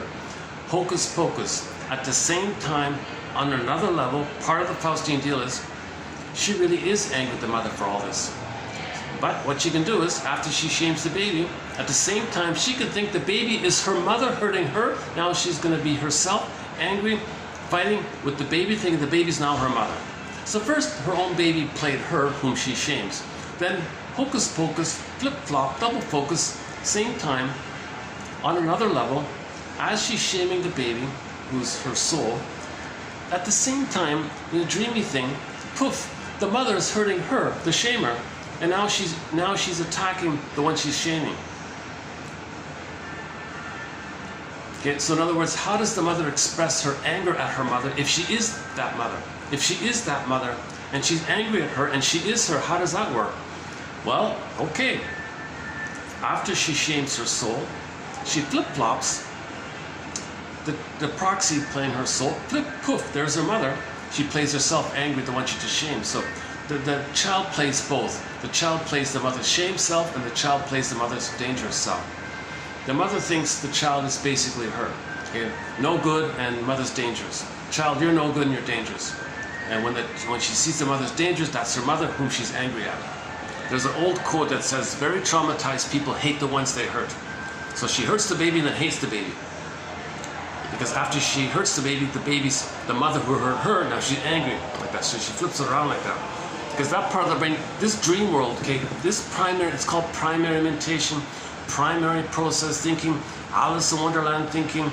In this mentation, dream world thinking, myths and fairy tales world thinking, in this kind of world, you got all this double talk, double think, double flip-flop. This can morph into that can shape-shift to that. You got a magic mirror, hall of mirrors, house of mirrors. Things can topsy-turvy, this and that. So typically the bully one, right? He hurts the innocent kid in the playground and screams frenetically that he's the victim and wants to coerce others to make them believe he's the victim, you know. Things like that. So, and then everyone hates the one he just hurt. I mean, the others end up also joining him, you know, kind of thing.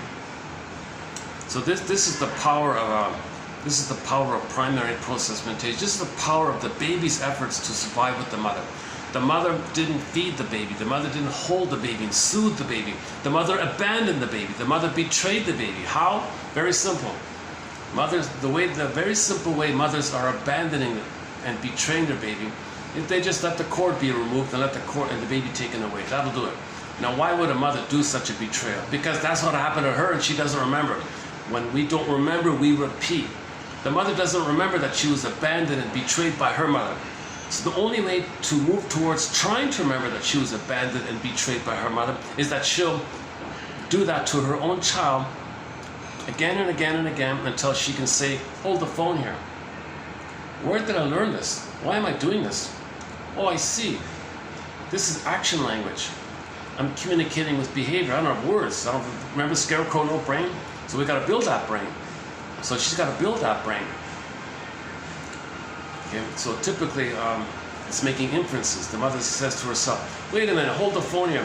Am I tempted to shame my own baby? Is that some kind of message from me to me that I was shamed by my mother and I become her?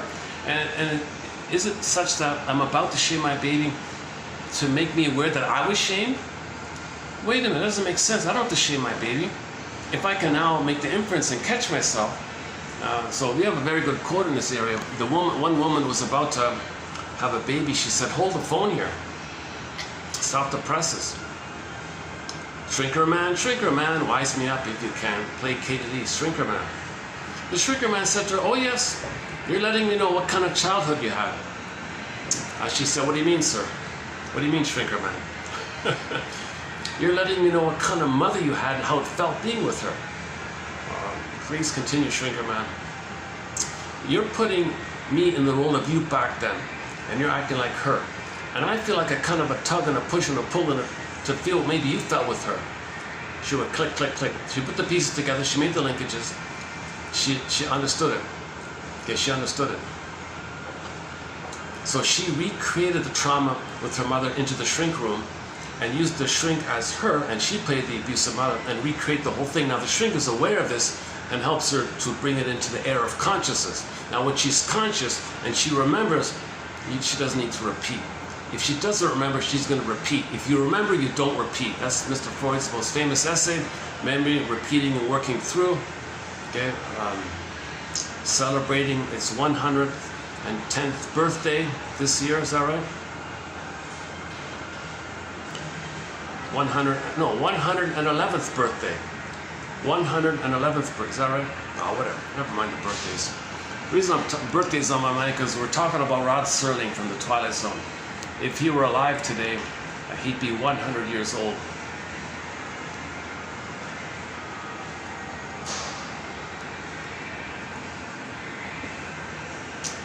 His daughters have a very touching presentation about their father.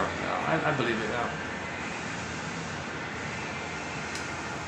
So for the moment, as so far of the episodes discussed so far, considered for your consideration, the top 5 Twilight Zone episodes are, okay, number 5, tied for 5th place, To See the Invisible Man and Saturday. Now with the Saturday one, there's a prelude episode entitled Nervous Man in a $4 Room. Just as like a teaser intro to Saturday about the double motif. And then to See the Invisible Man, it's about persuading a narcissist to have some feelings for others, that others are people that he needs. Okay. In number 4, the number 4 top Twilight Zone episode, submitted for your consideration, is Memphis. Memphis. The key to your future lies in your past. A time travel issue. The guy had a problem in the present, meaning his future didn't look good. The key to the future lies in the past. Time travel to the past, addressed the past, came to the present, the future was okay. Number 3, top Twilight Zone episode, submitted for your consideration. Take My False Life, Please. Take My False Life, Please. I buried it a little bit there, but you'll find it. That's about the comedian guy going to hell. I mean, facing shame. Hell is a metaphor or picture of shame. So you have to face his shame. That's a very thoughtful one. Okay. Submitted for your consideration. The top 2 Twilight Zone episodes. Number 2, drum roll please. Gabe's story. What a great episode. I could spend 3 hours talking about Gabe's story. Man, oh man, that's a great one. Okay, facing the traumatic template, the daily script, and the jumpsuit man implementing the script. But the script, the daily script, came from the template. The guy had to face those three personifications. There were personifications of those energies behind his traumatic repetition compulsion. So it's about repetition compulsion. Okay, the guy had a dysfunctional life. We can talk a lot about that. So finally he wanted to address it. So there was a personification of energy that implements the daily disappointments. That was the jumpsuit guy. Jumpsuit guy, why are you doing this? Why are you making me? Why are you're the energy in me doing these things? Why are you doing these things? Why am I doing these things? You'd break the vase, you'd be late for work, have all these problems. Why are you doing this? Well, he's doing it. Why are you doing it? Projective. Well, I'm you, and you're just following your daily script. Daily scripts, yeah, well, there's you. Well, something inside you called Roseanne or Roxelle or something writes daily dysfunctional scripts for you. Every day, a dysfunctional living for you, repetition compulsion, daily scripts. I just implement the daily scripts. So you got to visit Roxanne. So he goes, finds Roxanne, are you the one giving me these daily scripts? Oh, yeah. Well, what can I do for you, sir? Well, I don't want these daily dysfunctional scripts. Can't you write some happy scripts for me? Oh, no, I'm following the template. The best I can do for you is maybe tweak a little things. I don't want tweaking. I want to get out of this daily dysfunctional curse like this. Well, I'm just following the template. That's above my grade. You got to speak to the voice representing your template. Okay, the deepest trauma with the mother. So there's a voice for that template trauma. That's his loyalty to the mother. That's his hope that one day he'll save mother. The big lie. He's got to face the big lie with the mother. That's a deeper issue like that. To believe that the mother traumatized you. No, and to believe that you made her pain as love. Okay, enter Pat Benatar, Love and Pain are the Same, a song called Hell is for Children. Love and pain are the same in the eyes of an abused child. Love and pain are the same. So he had to libidinalize, make pleasurable the pain, the shame, the guilt, the rejection, the dysfunctional living with the mother. He had to libidinalize it. That's his attachment to the mother. To feel some mother, pain means mother, he's got to have pain, like dysfunction. Dysfunction is mother, so for him. So he had to face this deep template thing, and he said to the imaginary voice as a personification of this template, like a spokesperson for his own template. Hey, spokesperson for my template. Geez, my template's kind of like, well, you and the template, or you're the template. Well, you're speaking on behalf of the template. All right, fine. All right, spokesperson. You're like a puppet master. You make me like a puppet. I have no choice here. I have no agency here. You're pulling the strings all the time. Well, I want to break free from this. I want to break free from this mental slavery. Play Bob Marley. I want to emancipate myself from this stuff. Template said, this is pretty deep here. You have a deep, deep belief that you should save your mother, that you're guilty until you do so. No, I'm not guilty. It's not my responsibility to save a mother, traumatized mother. I can't, even if I wanted to. And I've been trying all this time. Well, that's the deal. That's the condition. You got to save her, and I'm reminding you that every day you didn't save her. I'm reminding you that you didn't save her. Did you save her? Did you ever save your mother? No, of course not. Well, you're guilty. Stop it. Stop it. Don't keep saying I'm guilty. Unconscious guilt. He feels dues and debts and guilt and obligation, responsibility. Okay, and in German, the word guilt and debt are the same. You're in debt to the mother. You owe her all the time. No, I don't owe her. I'm not in debt, guilt, obligation due to her. Come on. That's what she did to you. That's the truth. That's what she did to you.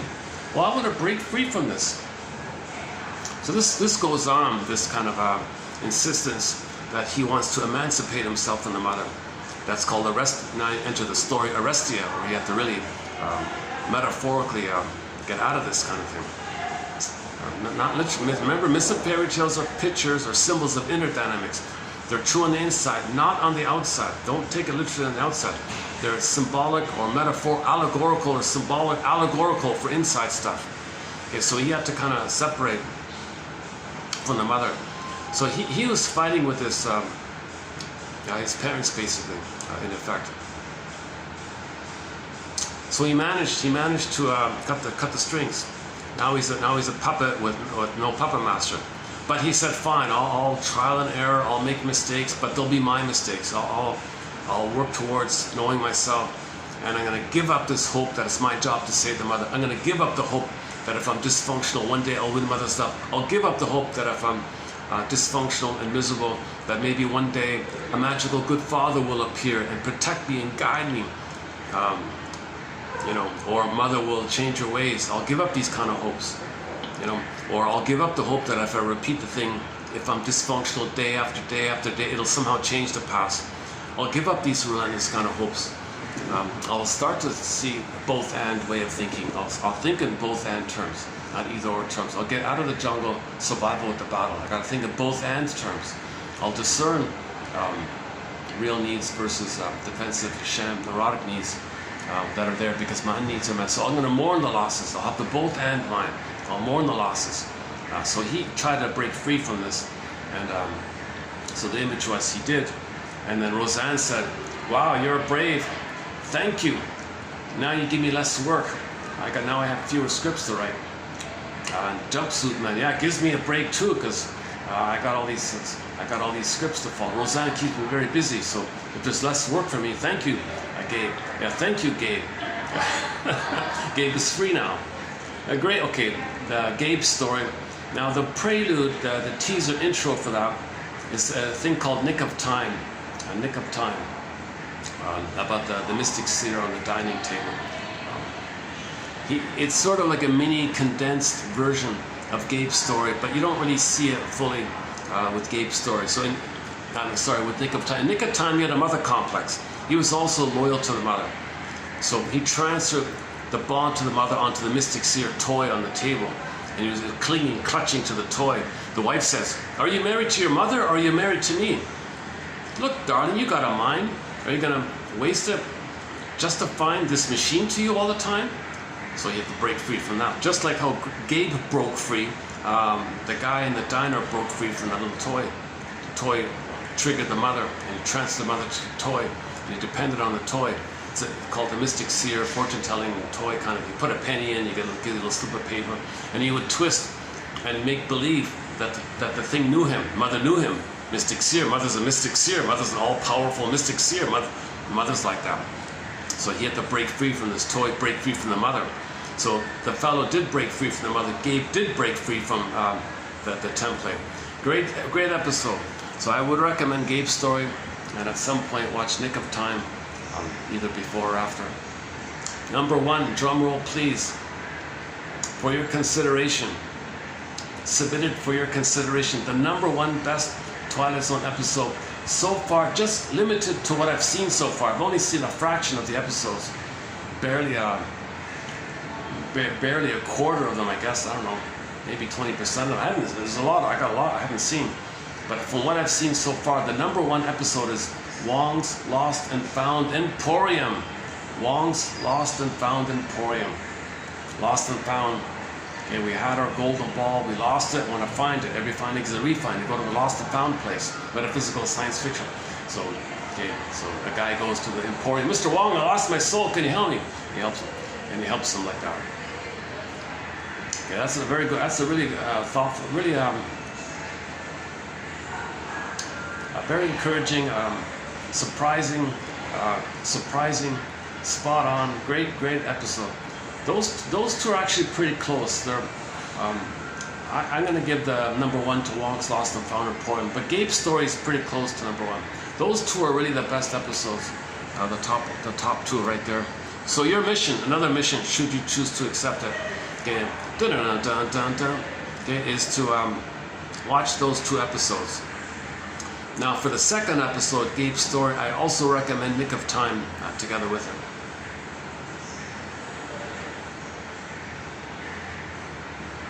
So 3 missions so far, right? Route 66 quotes, the Twilight Zone episodes, and the 3 songs by Katie Lee mentioned earlier. It must be something psychological, properly loved, and shrink her man, wise me up if you can. I've been on one of those complex tours, so she went on a complex tour. Mother complex to her. Too much pain around the mother, that's the mother complex. She's on a complex tour.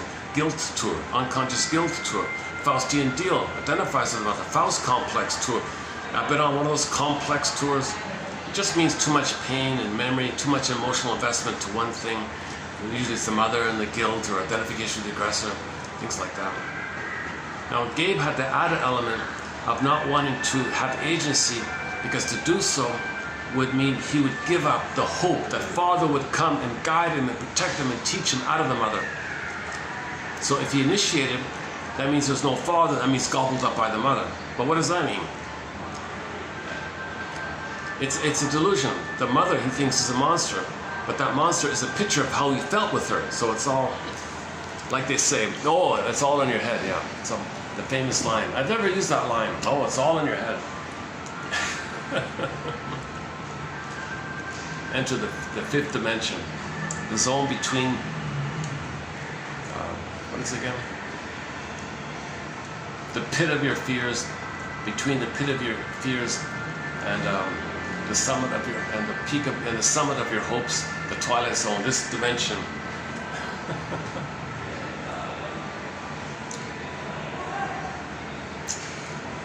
How are we doing here? 70%, eh? So 30%'s gone already. So times 3. So theoretically I should do 4 hours with this, eh? Is that right? Wow. Oh, this phone, yeah, okay. You know, the original battery could last me 8 or 9 hours when I first got the phone. So maybe it is a malfunction in the phone. Something's draining the battery all the time. Okay.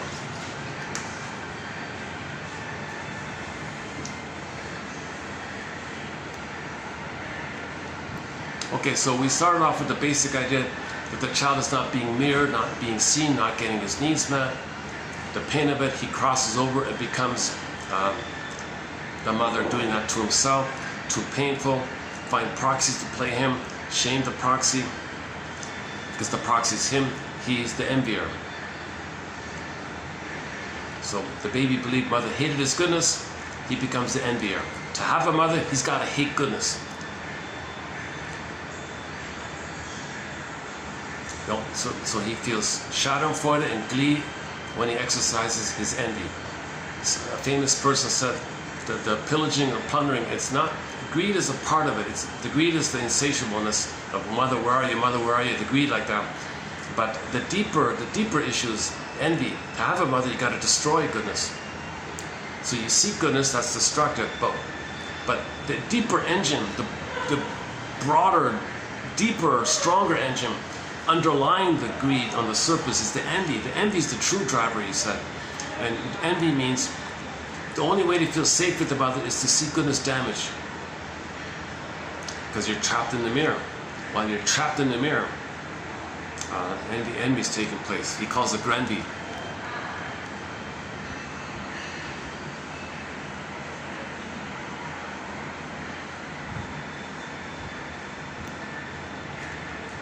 Yeah, this video is a little unusual. I'm usually a little more organized with my introduction, so I'm very choppy in this introductory part.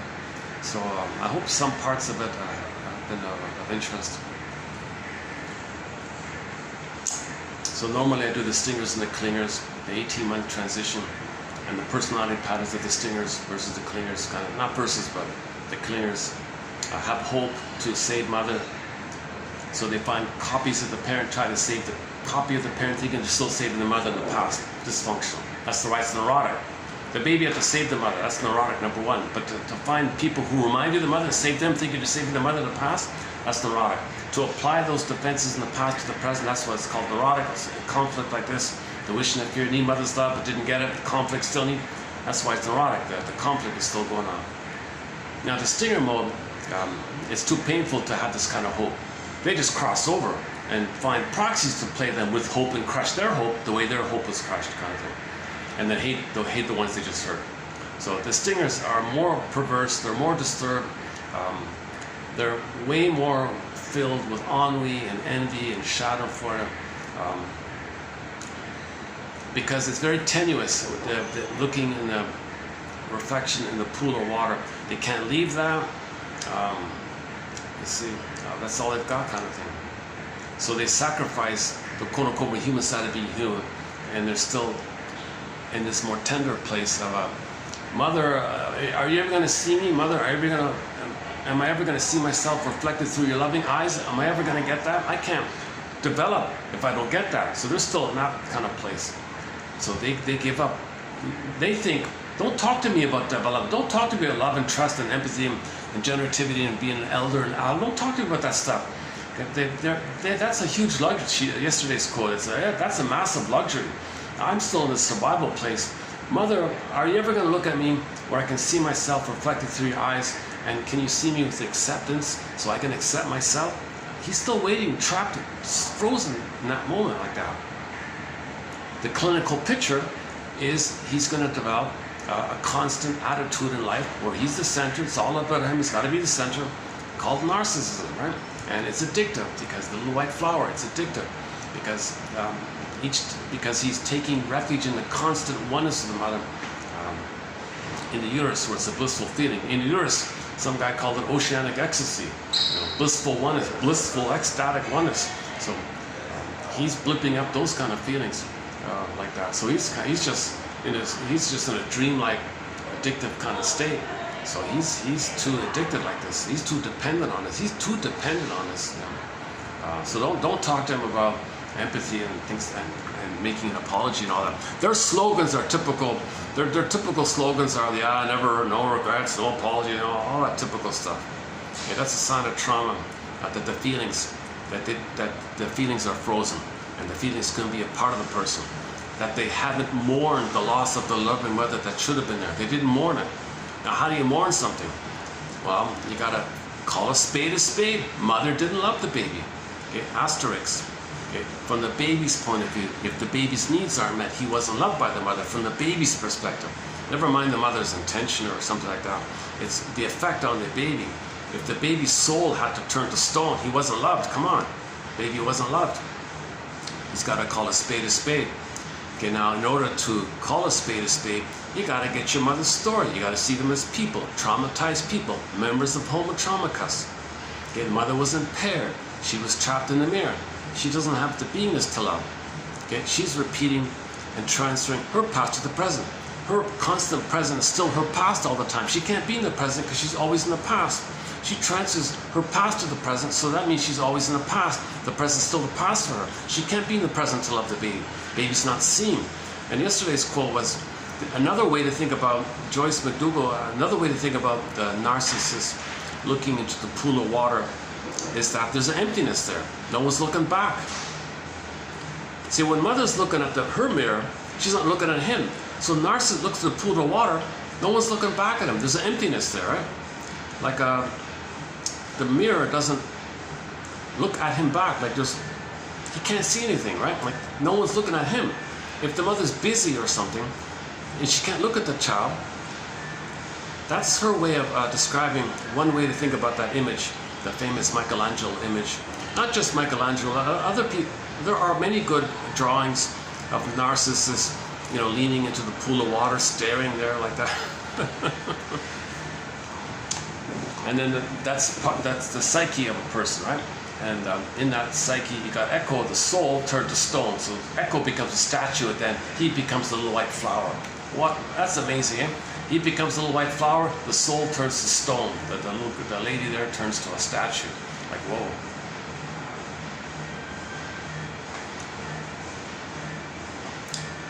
So Masterson has a kind of an approach to a therapeutic modality for those with narcissism called mirroring interpretation of narcissistic vulnerability.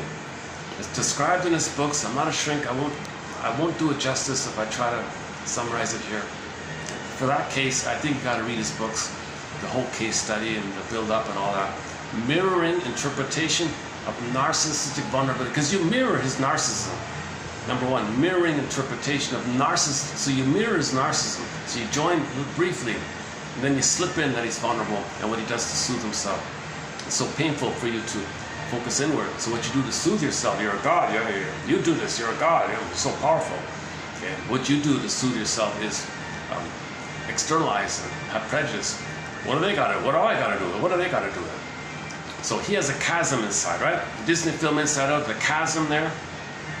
Okay, in the Greek myth, the earth opens up, Miss Core, the core of the person, Miss Core, K, core, authentic core. Earth opens up, she gets pulled down into the underworld. They got a chasm there. She can't stand there. There's a gap there.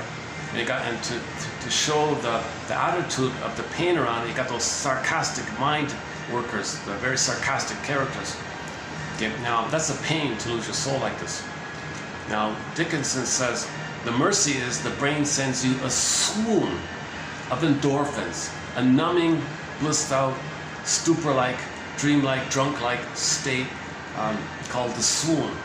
So you can kind of go around the swoon, maybe across the swoon, around, over, like around, but you can never step in the thing because there's no beingness, there's no land there, right?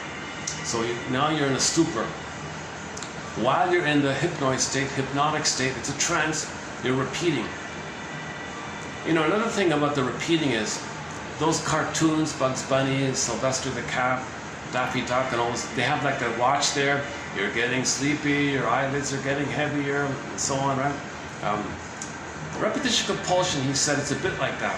When you're repeating the same thing over and over again, you're kind of you're hypnotizing yourself.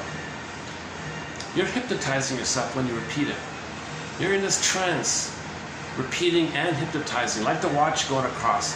So you're in a dreamlike hypnotic state and post-hypnotic induction. New situation, replay the past. New situation, replay the past. Okay, like the hypnotist says to the guy, duck, and the guy starts quacking. Okay, so the stage hypnotist hypnotized the person and put him in that dreamy place where he wants to please his mother. The hypnotist stands in for the missing mother. So he says, you want to please your mother, right? Well, I'm your mother. So I say, you're a duck, quack like a duck, quack like a duck, quacks like a duck. He snaps out of it. Do you remember? No. Oh, sorry, before he snaps him out of it, during the rest of this lecture, when you hear me say the word duck, I want you to quack, okay? Okay, mommy. So he snaps out of it. Can you tell me about the past 5 minutes? I have no idea. He's in that strange place where he wasn't fully asleep, but he wasn't conscious. He was in that kind of place that brings up his need for mother.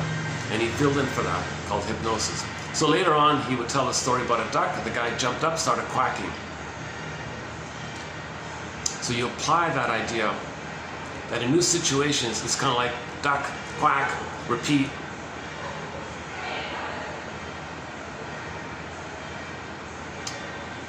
Who said that again? I forgot the author gave that example. Oh, Anne Teachworth.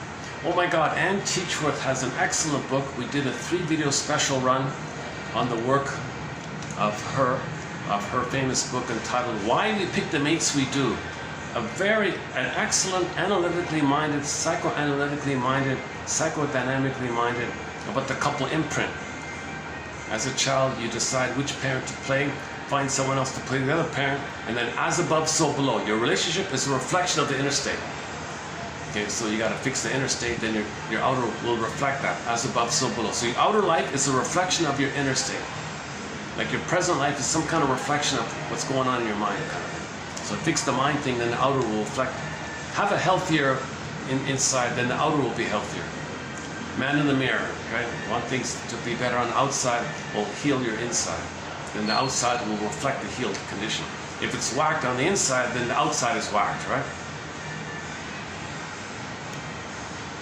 Like if the baby was shamed, he was quote unquote polluted, right? Mother was under stress, then too much cortisol, force feeding, baby is barfing or something. It felt polluted or something. Okay, so we pollute on the planet as a reflection of this inner memory, this inner state. If the baby was quote unquote polluted, that's the apple one in Snow White. So we poison on the planet because he felt metaphorically poisoned by the mother, i.e. the mother was toxic in the sense that the mother was filled with stress, and the baby picked up the stress in the milk or the powder stuff or whatever. Maybe it wasn't even the mother, maybe it was given to someone else who didn't want the job. the person resented or something, didn't do a good job, took out the anger on the baby. That's toxic for the child. So polluting on the planet is a reflection of the inner state that we as a baby felt quote-unquote polluted, in the sense that we didn't get the proper sweetness with the mother, nutrients and nourishment with the mother, if she was angry and bitter and stuff like that. So Anne Teachworth's book is an excellent introduction to the basic idea of as above, so below. Oh my God, that's the clearest, easiest, most accessible, simplest, clearest book I can think about if you want an introduction to as above, so below. Oops, exposure's locked. Well, let's check the battery again.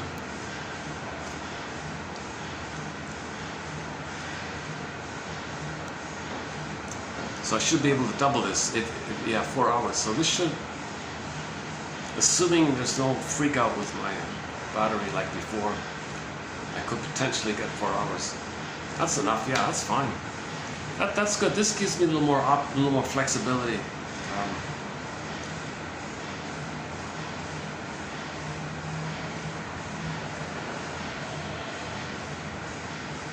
That means if I bring the other phone, the clunker, the brick, I wonder what the music, I wonder what the speaker in that phone is like. If I can record songs through the speaker on the built-in speaker on the other phone, if it would, how it would come across on this phone. I'm wondering. I do these little side, because there's no birds to show you. Like if we're outdoors and a bird flew across, I could turn the camera. If I had my music, I can play a song or something. So I kind of depend on some props. I need teaching props. I need some nature and some music as prop to help me. Oh, sorry. Let's finish up that one about.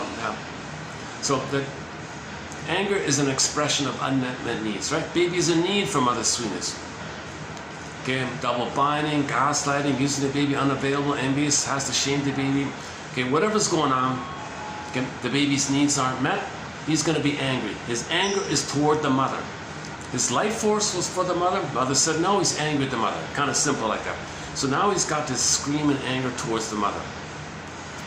Okay, imagine the metaphor as like a flow of water, like that, a river like that.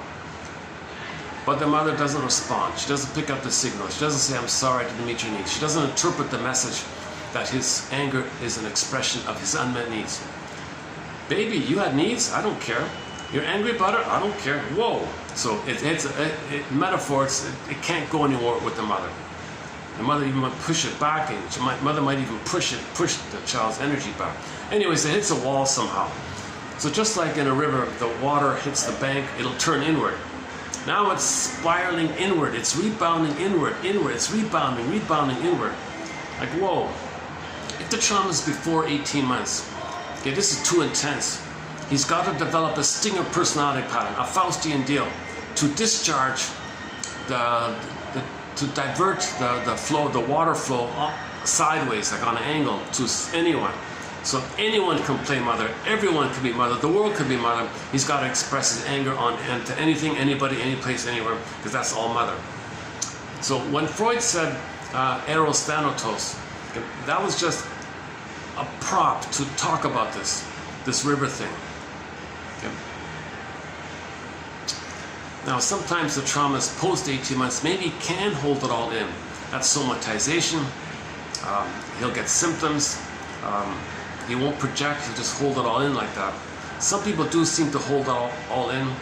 Depends on your constitution or how much pain or where the trauma. There seems to be too many factors about to what degree can someone somatize everything and not project, and to what degree does someone have to project because they can't hold it in. So there's sort of a broad area like that. Okay, but anyways, the sticker personalities do project for sure. Now it's destructive, right? So long ago, why are they so destructive? Why does he think everybody's his mother and he hates everybody? And everybody's his mother and he hates his mother. He diverts his anger towards the mother to everybody. He disperses the intensity with the mother, disperses it to everybody and everybody's mother, because it disperses like that. Again, the water, builds up too much, so it disperses onto everybody. Is this some kind of instinct? No, that was his prop. So that was Freud's metapsychological teaching prop. Like if I had some music here, it would help me in my discussion a little bit. So he just said that to help him in the discussion, to help him in the brainstorming, to help him in the brainstorming. What he said just helped him to brainstorm. It wasn't any kind of answer. And so Karen Horney makes that very clear in her book called New Ways in Psychoanalysis. And Bergler, of course, our quote here from his book called The Superego. That quote we posted from Bergler is from his book called Superego. I love Bergler's clarity and brilliance. Bergler's a real brilliant writer.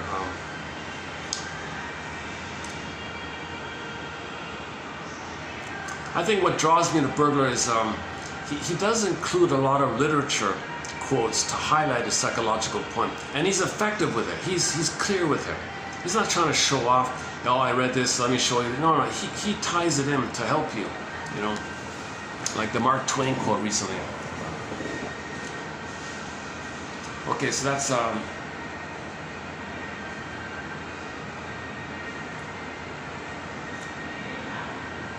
so the tendency is either going to be held in, called somatization, or it's going to be projected out. But the projecting out is destructive. Now you're getting to scapegoating and externalized living, and this need to blow off steam and discharge like that. Because where's your mother? You can't direct your anger towards the mother, so everybody's mother now. And you don't care. That's why it's destructive. So it's a little psychotic like that. But the scapegoating phenomenon just blows off steam, but the river is still rebounding in. The blow off steam is still blowing in. The cycling is still, the anger, the timeless infinite loop of the anger with the mother is still going on like this. Sarno says hypertension in the musculature, backache, shoulder ache, musculature, hypertension. Okay, he thinks the body is holding this rivering stream of anger towards your mother. He says back pain is still your rage at the mother for not meeting your needs. Back pain is code for that. Back pain is code for the psychology of your anger towards your mother, and it's still looping around, and you're tense like that. So you might work out to blow off steam or something, I don't know. Or build more muscle to hold more, I don't know. So you're still holding in like that. Now this holding in can be dispersed. That can lead to generalized anxiety. It can lead to fatigue, things like that. So the draining within can take different forms, called the somatization. The somatization isn't just tension on the musculature. It can take a variety of forms. But back to that quote in the pipeline. So back to the comic psychoanalysis. The mother was narcissistic, the father was narcissistic. Okay, they both wanted to blow off steam. So they agreed to scapegoat Freddie. So that she blew off steam on Freddie. He blew off steam on Freddie to keep the parents together, because they can't do it on each other. So they scapegoat the kid. So Freddie was a mess. You know, Freddie was on the verge of becoming Iago, because at one point in the comic, he got the idea, I can get some relief if I can find some way to get mother and father against themselves. And there was a moment where he managed to get the mother and father, accidentally, the mother and the father were fighting amongst themselves. Ooh, what a relief for Freddie. He loved it when mother and father were fighting amongst themselves. That's how perverse it was. You see, in general, back up a sec. In general, when the child sees the parents fight, they're terrified of this. The child loves it when the mother and the father are affectionate and warm and hugging each other, holding each other, playful, nice to each other. The child feels safe. He feels a relief, safe. He's got his family. Parents are happy. He's happy. Safety. He loves it. The child loves it when the parents are nice to each other, when they hug each other, hold each other, kiss each other or something. When they show signs of tenderness and warmth and acceptance, warmth and affection and tenderness. The child loves to see that.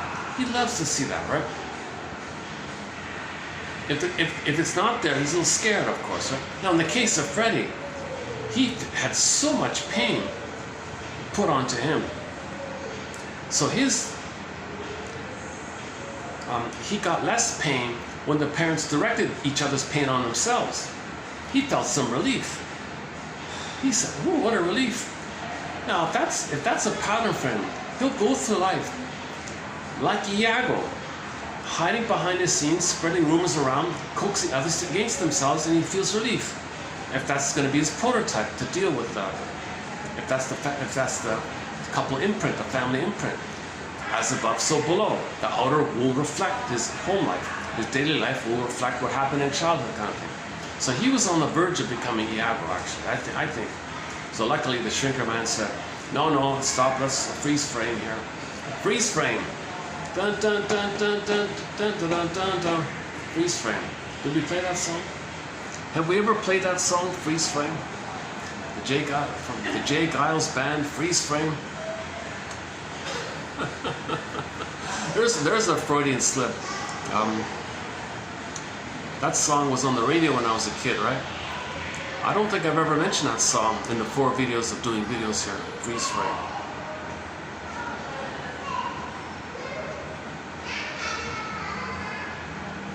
Oh, I remember. Okay, the Jay Giles band, we did play Love Stinks.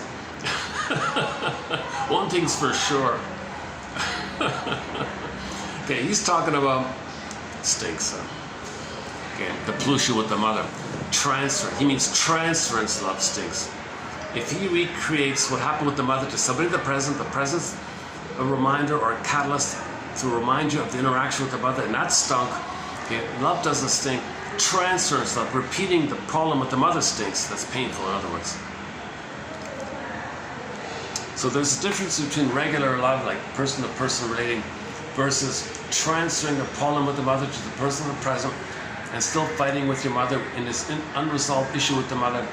That stinks, because you're still in the past fighting with the mother who has to shame you for her safety, and you're trying to change her. That stinks. You can't get out of that. It's toxic. Your own stress is involved now. You're never seeing mother's loving gaze, and if you ever did look in mother's eyes and she looked at you in a rejecting way, then you see yourself in that rejecting way. That's going to stink, of course. So we have a quote from Hirsch from about 2 weeks ago from Hirsch. The line was, some guy was doing some kind of self-harm kind of thing. He said, that's a reflection of how he saw himself reflected in his mother's eyes when he didn't meet his mother's needs. When the baby didn't meet mother's needs, mother was angry, rejected him. He rejects himself, self-defeating, rejects himself. That's a continuation and loyalty to the mother. He's loyal to the mother. Self-defeating behavior, self-sabotaging behavior, neurosis, dysfunctional, etc., somatizing, etc. All dysfunction is loyalty to the mother. All dysfunction reflects how you saw yourself reflected in your mother's eyes when you didn't meet her needs. All dysfunction is loyalty to this big lie that it's your job to save her and one day she'll love you. No baby can do it, and you still have the hope for a relentless, ongoing hope that one day, I'll save my mother. So find a copy of my mother, somebody just like her, save them to save the mother in the past. Big lie, it doesn't work. The person in the present isn't your mother in the past. No time machines.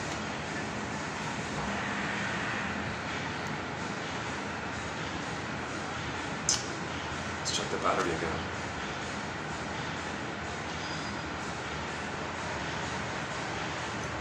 Let me try, let's go back into the main one.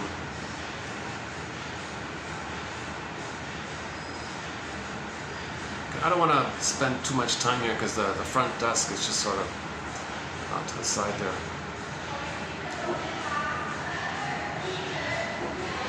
Actually, on second thought, no, that thing upstairs is too, I tried already on the upstairs place. They got like a side area, but it's too dark. I tried it last time. It didn't. It's way too dark up there. I can take a peek now. Let's take a peek at it.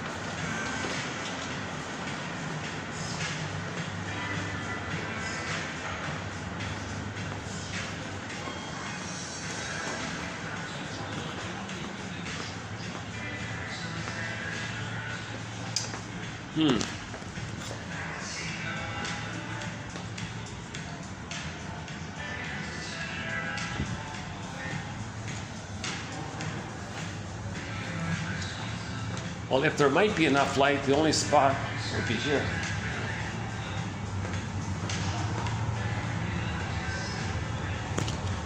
Let's see. How's lighting here? Oops. Okay. Option 1. Option 2. Yeah, that's not good. Option 3. Not really. Oh, hang on. That's a little better, right? Like this. Aha, it's a little better, right?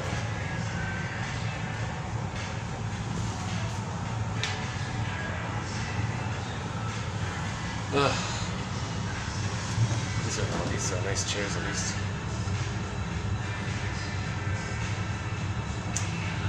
It's not. Yeah, it's okay. Now let's just hang on here for a bit. Sorry about the lighting, yeah. Maybe I can. Let's see. Let's try. Let's turn this.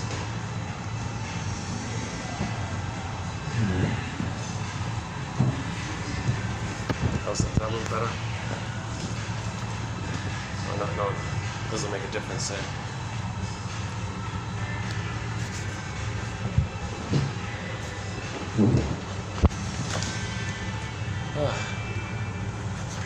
Today's Wednesday, yeah. Wednesday, is that right? Yeah, Wednesday.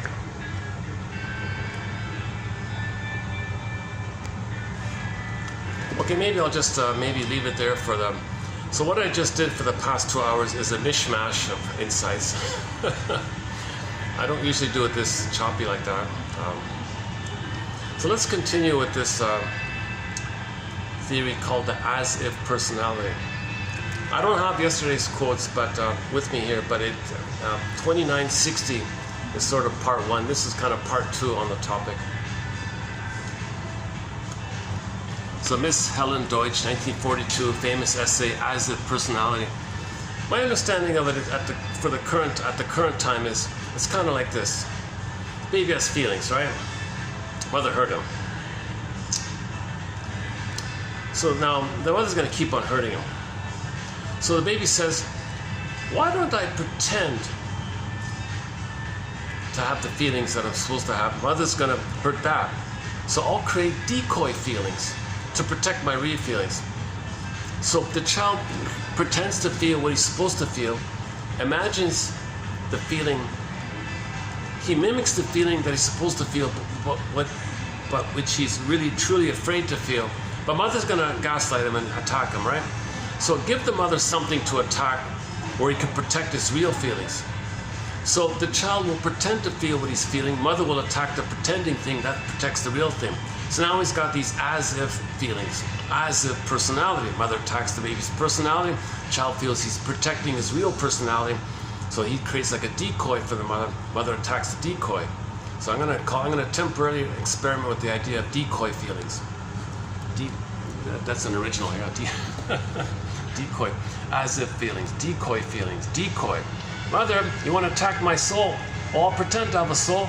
I'll pretend that's my soul. You think that's my soul? You'll attack that. Oh, whew. So he wants to protect himself from mother's constant. Like the mother's like the queen.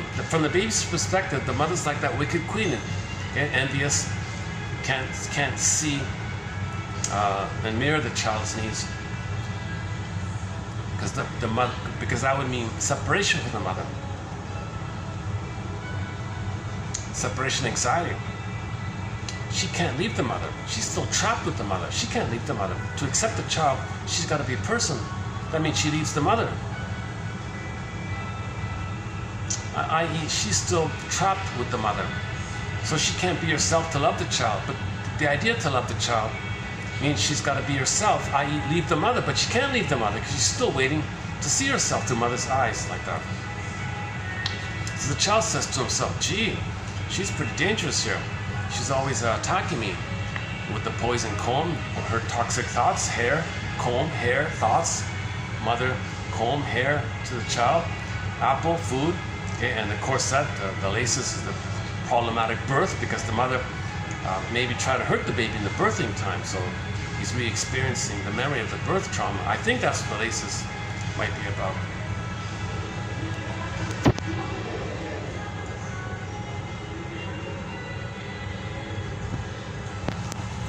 Oh, a sec.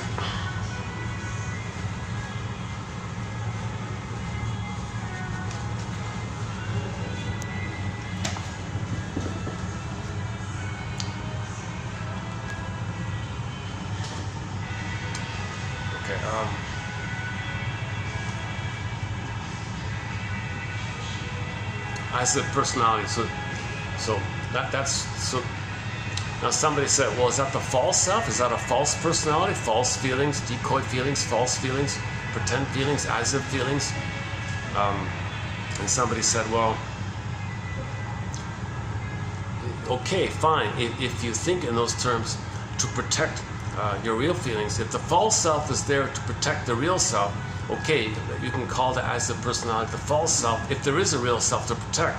But wait a minute, well, what if there is no real self anymore? What if it's so unknown to you and you feel such an emptiness? Then wait a minute, we can't conceptualize it as protecting the real self. The real self never really, it's there, but it's just too far removed. It's a question of degree, I guess. It's a question of access or something. If the real self is too far off, he really depends on the false self. The false self, if there's no real self to touch, or now we call it the as-if self. So it's a separate animal if the child is always going to be in that mode. So what is that mode?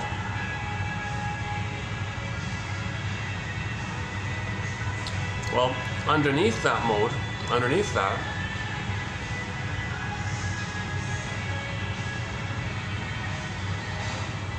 or a branch of it, or maybe it is a separate idea. Okay, hang on. So what I described was the false self, but that's Deutsch's starting point about the as-if personality, right?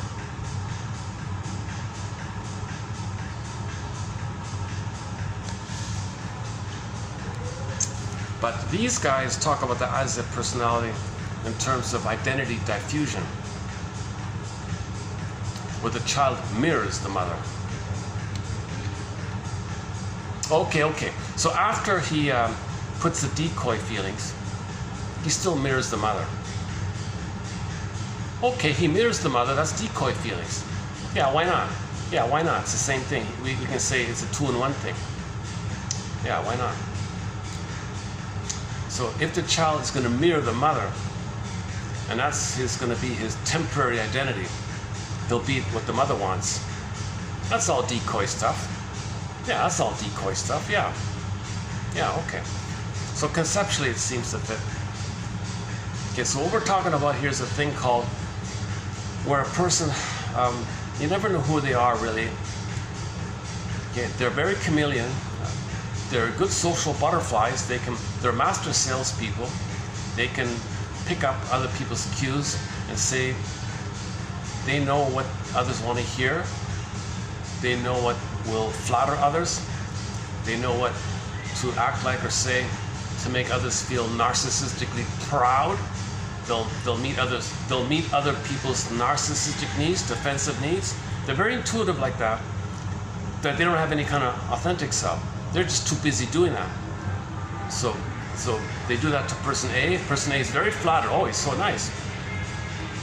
5 minutes later, person B, he can do a total different personality to please person B.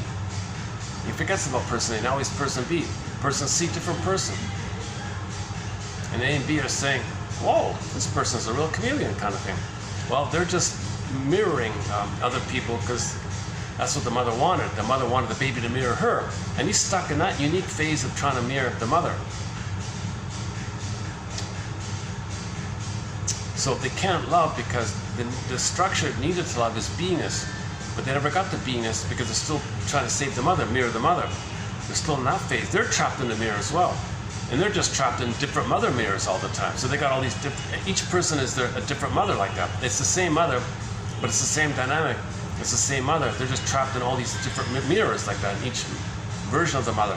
You be my mother, person A is my mother, person B is my mother, person C is my mother, and they're trapped in all these little mirrors like that. And it's like, okay, here it is here. Our thesis. So this seems to be the first main follow-up to Helen Deutsch's essay. These two guys here, Sherwood and Cohen. Our thesis, our hypothesis, is that the child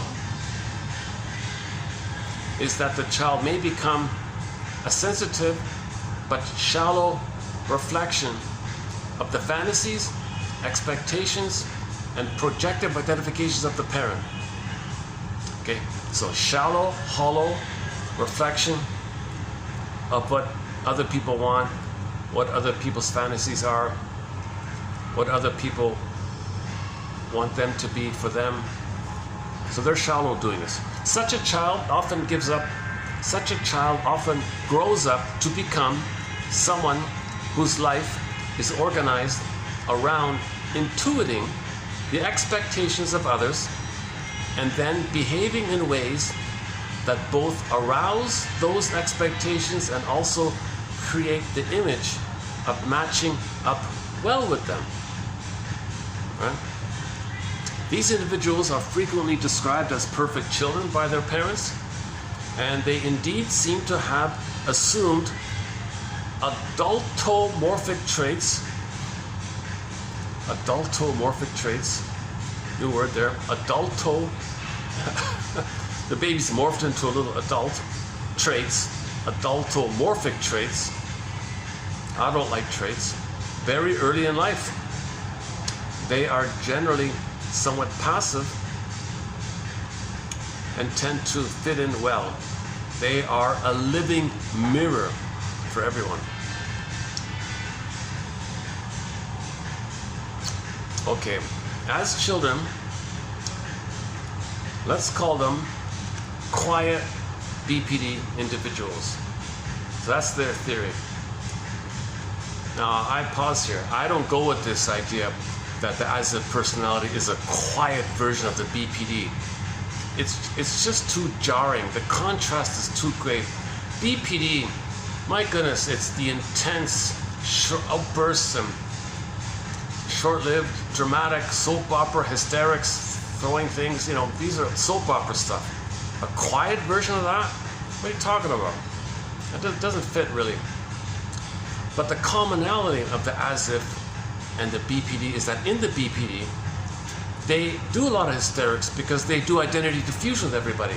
They think they're everybody, so they also are a living mirror to everybody. But they're just intense, they're dramatic. The as-if child is more softer and quieter and charming, like that. So that's what I think they mean by the quiet BPD. It's a muffled. It's the BPD without the fireworks. Put it that way. They think kind of in those terms. I just find the term a little off-putting. Quiet BPD. But I think what I just said is that's what they mean. As children, quiet borderline individuals avoided the child's usual dependency on adults. So they can never depend on the parents. They can never depend on the parents. Instead of looking to their parents for caretaking, they looked for ways to create narcissistic gratifications for the adults in their lives. So the child said, gee, my parents think they're stars and gods. How can I gratify that for them? How can I serve that for them? How can I give them that?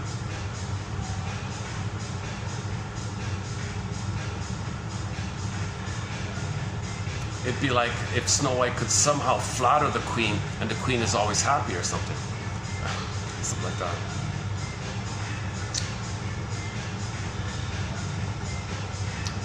They developed a keen sensitivity to how they would have to behave in order for their parents to feel pleased with the job they, the parents, had done. Parents, are you pleased with the job you did hurting me? Are you pleased?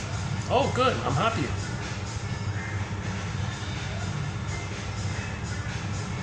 They then tried to match up with those behaviors and roles that would narcissistically satisfy the parents.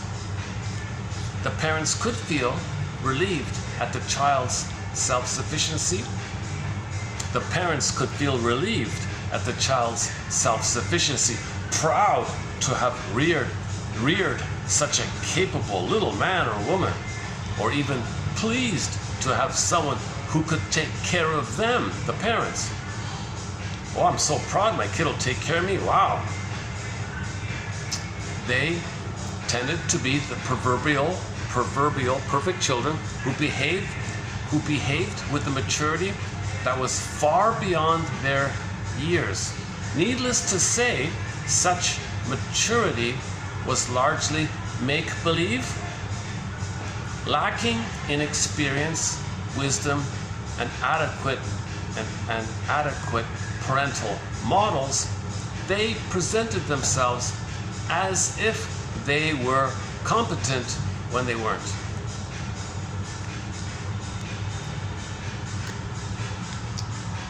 While these quiet borderline personalities, okay, again, they renamed the as-if personality the quiet BPD. While they easily exhibit a pseudo-warmth in casual social situations, I'm thinking about maybe the hostess or something. She has a cheesy warmth. It's casual. It's a friendly, but it's empty. It's shallow. It's a breezy. It's a hollow warmth. But it's casual. It's superficial. But she can do it to everybody. She can like be a butterfly and do it to everybody. While quiet borderline personalities easily exhibit a pseudo-warmth in casual social situations, or the salesman, their adaptation tends to deteriorate as intimacy increases. Oh, once you get close to one, oh boy, forget it. The rage will come out once you get close. At a distance, they're good. Close, oh, forget it. There is a stilted and wooden quality of which they are usually completely unaware. That becomes more and more prominent in a potentially intimate relationship. Yeah, so if they do get close, the wall will be there, stilted, wooden. They're protecting themselves. So they'll be in a glass box like Snow White. They can see through but can't touch through. Yeah. So there won't be the emotional touching, the emotional connection, although they see things.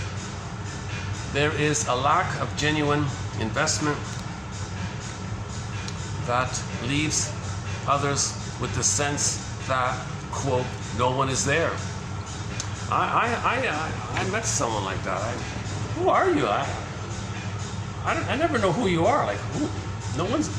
Where are you? Like, it feels like where are you? I had that feeling once. That's why this topic, although it's not too well known, but a lot of people say that they've met someone like this at least once in their life or something. They're not harmful necessarily. They're not necessarily harmful or anything. Now the harmful ones have this included within it, but we're not talking about it.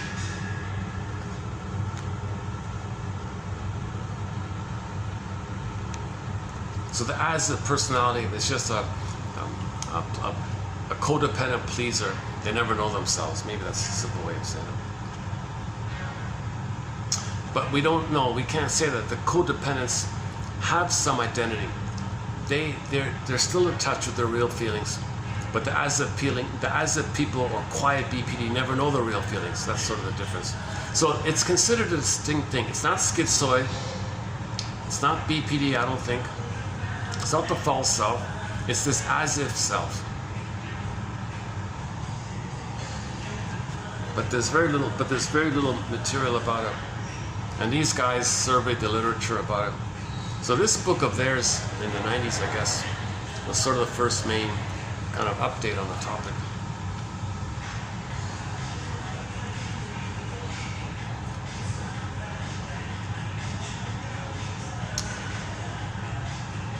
Even behaviors that seem to imply intimacy are typically a set of discrete, isolated actions that do not create or solidify a relationship.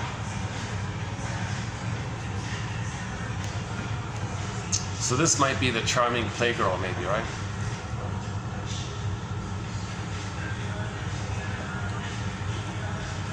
As if. So if a fellow gets close to the playgirl, there's never any emotional intimacy, nothing sticks, like nothing connects, nothing solidifies. As if individuals often find that others eventually withdraw from them, feeling that there is an insurmountable barrier to closeness. I feel like a constant tourist. Play Constant Tourist by the band Lunatic on our soundtrack. I always feel like a constant tourist with you. There's no home, there's no emotional connection here. Constant tourist, constant tourist. Well, that's what happened with the mother. You recreated it in the present to know the past, to remember the past. When you remember the past, you don't need to recreate in the future anymore. As above, so below. So she created an as above by finding somebody who reminds her of her mother. So she found a man with the same personality like her mother, so she can know how she originally felt in her memory inside with the mother.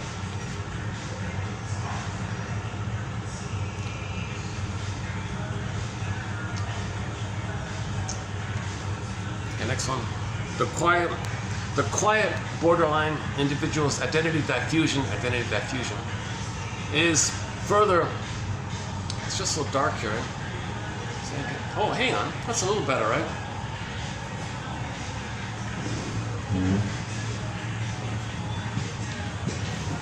Hey, what about here? This one.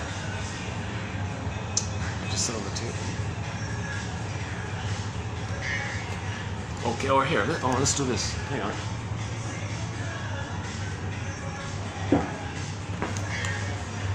So is the lighting a little better this way? She say. Aha. Oh, okay. That's a little better, right? Aha. Little. That's the best lighting, right?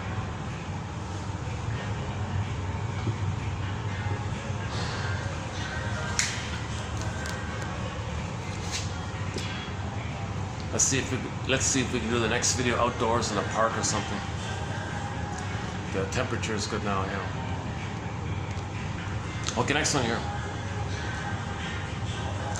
The quiet borderline individual's identity diffusion is further evident in the way words are used, more specifically, as if individuals do not actually communicate when they talk. Very interesting. Some people can talk a lot. Are they saying anything? Is anything really meaningful there? No, they just want to talk a lot to create a Rorschach test for you to see what you want to see, and they'll pick up on what you see. So they're hedging all the time. What do you think I mean? Okay, I mean that.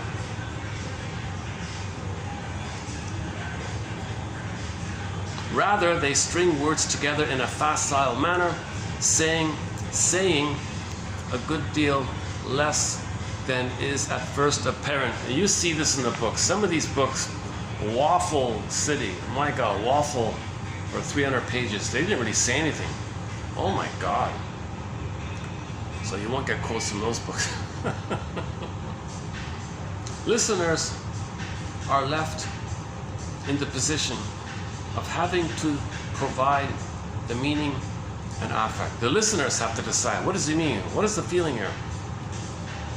Much as if they were responding to Rorschach cards. As if individuals are accomplished.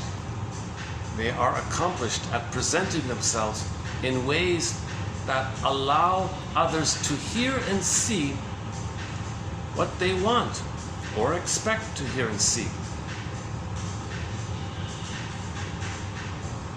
It might be said that their speech is an invitation to other persons to project meaning and affect onto the as-if individual, who in turn will identify with the projection. So he says a lot of waffle. The other person thinks he means that. Oh, I mean that. Yes, I feel that. Oh, I feel that. Yes, I mean that. Identity that fusion. They always need to mirror other people. What do you want me to be to mirror you? What do you expect? What do you need? I'll be that. Yes, I'll agree. I'll mirror you. I'll join you. Thus, as if individuals cannot afford to define themselves too closely when they talk. Essentially, they must leave room for, okay? Essentially, they must leave room for the other person to imagine who they, the as if individuals, are, thereby providing an image with which to identify or a role to play. Yeah, okay, so he says a lot of waffle. What role do you want me to play? What do you need? I'll play that role. So obviously they'd be very good in the acting world, acting professionally. But yesterday's quote was, it never sinks in. If they're an actor or an actress and they play hundreds of different characters, they never use that as a way station to internalize it. It's just a transient identification. Poof, transient, you know, they don't internalize it, pick up and click up in them what the role of the character they're playing. They never use theater as therapy. They just transient, next, transient, next, transient, next. That's why some actors are real, you know what, when they're old, right? They never learned it. Like they never learned and grew. And the acting is an art. Acting can be therapy and all that, right?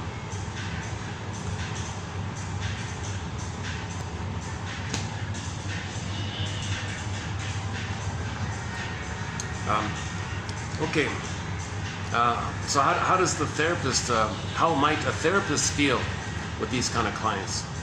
Therapists may find themselves thinking that these clients are just going through the motions in therapy, and they're right. They are behaving as if they were clients. So he goes to therapy, I'll pretend I'm a client. I'll play the role of being a client. I won't be the client. I'll just pretend that I'm a client and I'll play the role of being a client. The problem for the therapist is how to work with someone whose seeming cooperation with treatment is itself a resistance designed to keep the therapist away. That's a strategy to avoid therapy. Pretend to do therapy as a way to avoid doing real therapy. In therapy, as if clients try to sense what the therapist expects of them, if they glean enough clues about how the therapist thinks a productive client should act, they can play that role for prolonged periods of time. Tell me, Shrinker Man, what is a healthy client like? Tell me what a healthy client does. What is it? I'll play that role as a transient identity. I won't accept it. I won't let it click in for myself and be a part of me. I'll just play that role for temporary. And it's always temporary, shallow. The therapist may have the uneasy intuition that something's off, something's wrong, without knowing what. Yeah, I had that. Yeah, that's exactly right. Yeah, I think. The client is acting as if he or she is in treatment, thereby therapy is actually having little impact.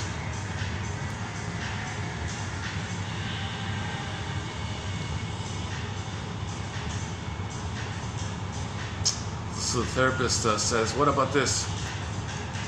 Maybe the overall focus of therapy with these clients should be to raise the question of whether clients wish to be taken seriously. So you're acting like a client. Do you want me to take you serious or not? Yeah.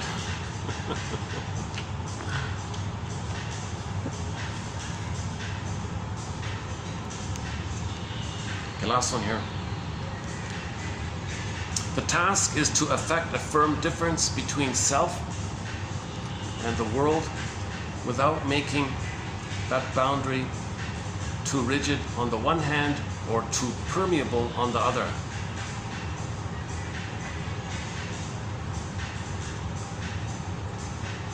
The as if individual errs in the latter direction, too permeable, the wishes of the parents automatically become the child's preferences.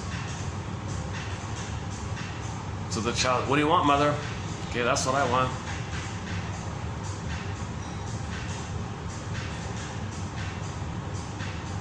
In the process of making the self to be an extension of the parents, yeah, I'll be a vassal for you, mother.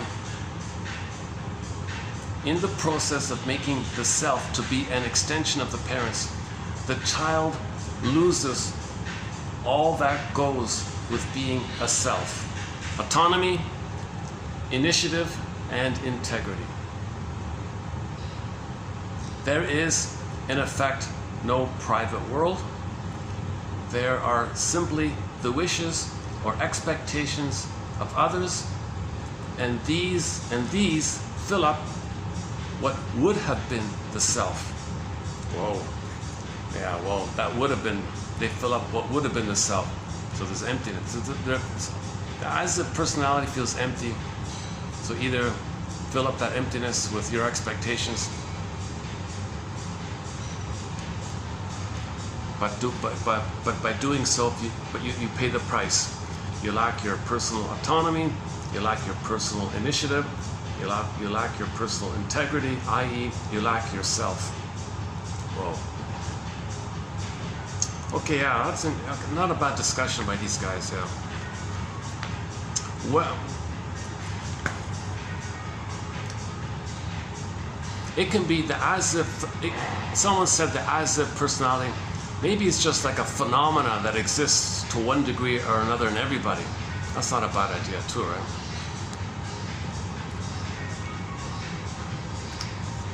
Okay, that's it. That's 2961. So back to Mission Impossible. Okay, play the song. Dun dun dun dun dun. Your mission. Submit it for your consideration. Submit it for your approval. And should you choose to accept it, is to read these quotes and pick one, email it to yourself, write it down, use it as a springboard to free associate with. What does this quote remind me of? What does this quote suggest to me? What thoughts do I have around this quote? And then when a feeling comes, aha, validate. Don't gaslight, don't shame, don't push down, validate. I must have a very good reason for feeling this. Name the feeling. What's the hardest thing about this feeling? Name the feeling. And see what comes up. Should you, for your consideration. A lot of missions in this video, eh? That's 4 missions, right? The 5th mission for your consideration is the Patreon link, and get the whole thing. Get the whole encyclopedia. Print it out, it would be an 8-volume encyclopedia. It's a massive file. You can get it on a PDF file. You can scroll on your phone like that.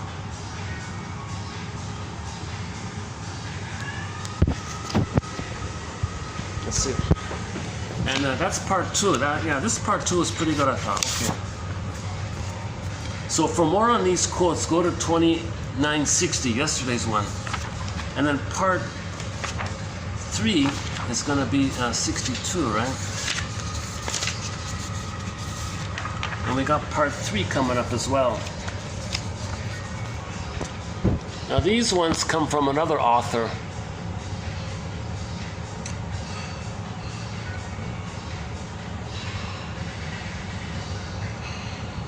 Okay, so we'll be doing some more quotes on the as-if personality by Mr. Ross here, another author. So that'll be part 3. And I think, yeah, and then, okay, and that'll be it. Mainly. There's one loose one here. And then we'll get into emotional eating, a little bit about the food issue. Okay, so there'll be a little bit about overeating and emotional eating coming up, so the food one. And then 2965. Okay, here's some here's some more about some miscellaneous ones. Also more about emotional eating. A little bit about envy. One about dreams here.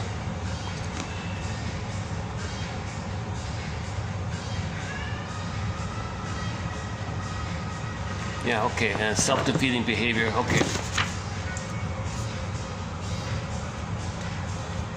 Wait a minute, that's 1, 2. That was 1. Oh, hang on. 1, 2, oh, 3. Oh, 3. Oh, that's the Ross one. Yeah, okay, the Ross one. Yeah, okay. And then after that, and then beginning with 2966, we'll do the Snow White quotes. Coming up when we get there.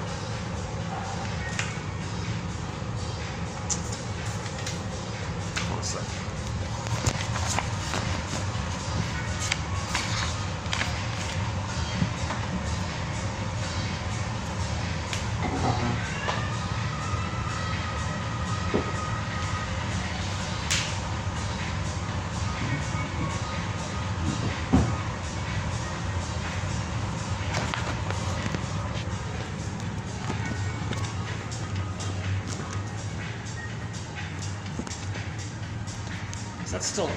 Is that still on? Okay. Oh no. Oh yeah, it is. I think it's still open in there. That's not a bad deal in there. It's okay.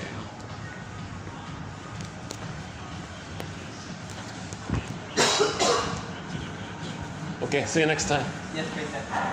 You're open until 12 o'clock, is that right? Yes, please, sir. Yeah, that's pretty good, yeah.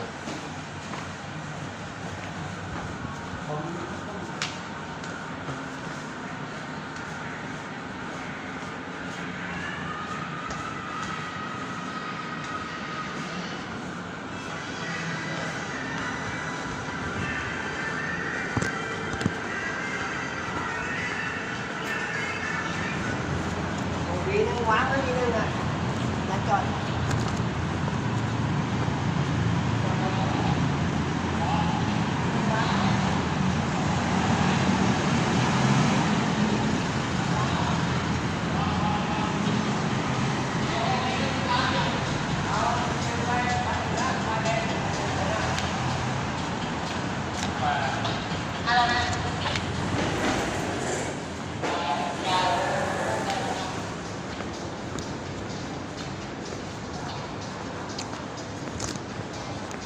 Oh, it's busy in here. Yeah, look at that. Sometimes at night it's quiet around here. Not this time.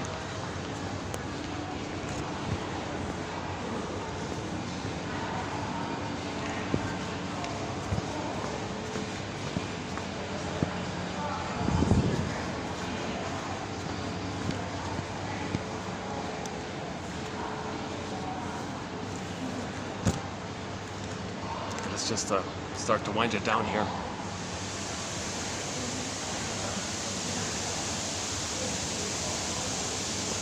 Well, I feel like I tried to cram in a number of ideas. Maybe I'm influenced by yesterday's quote about the lady who spoke with all these pearls, but there was no thread, no string. She wasn't very coherent. It was like paragraph salad all over the place. I feel like today was a bit of a choppy paragraph salad here. But I thought this discussion wasn't bad here. This one here.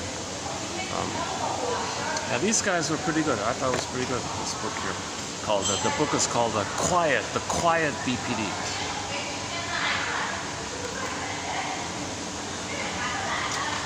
It never stuck. I've never heard anybody use that phrase. I never knew the book existed. I just found it just really by chance. Because we do have a thread on the BPD personality pattern. The BPD amalgam, Gartstein's theory, and then Borderline Mothers, Christine Lawson's book. And we did 12 videos a few months ago on the BPD phenomena. And I think there's sort of a higher functioning one and the lower functioning one. And the lower functioning one has a lot in common with the bully pattern.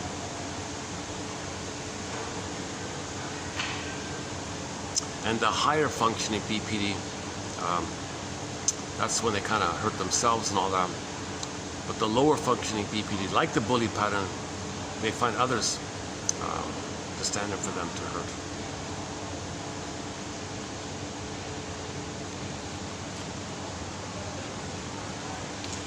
How's the lighting here?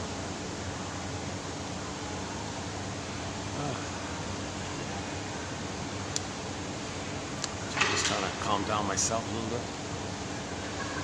Caffeine always makes me a little, I'm not, you know. So how are you, dear listener, with today's video? How did it go?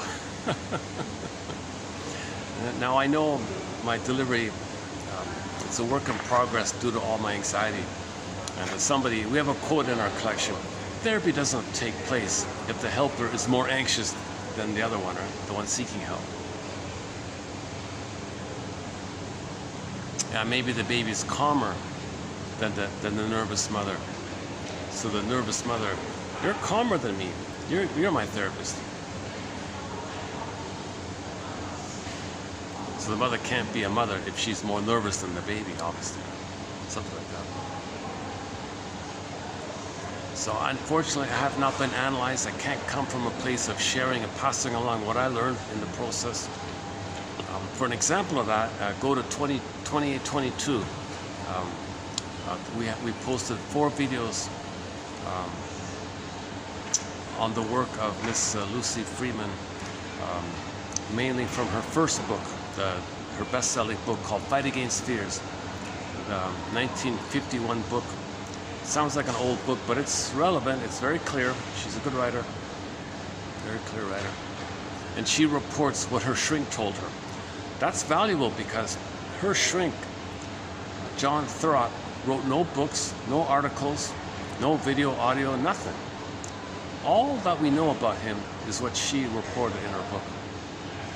And it seems like he was a wise guy, a smart guy.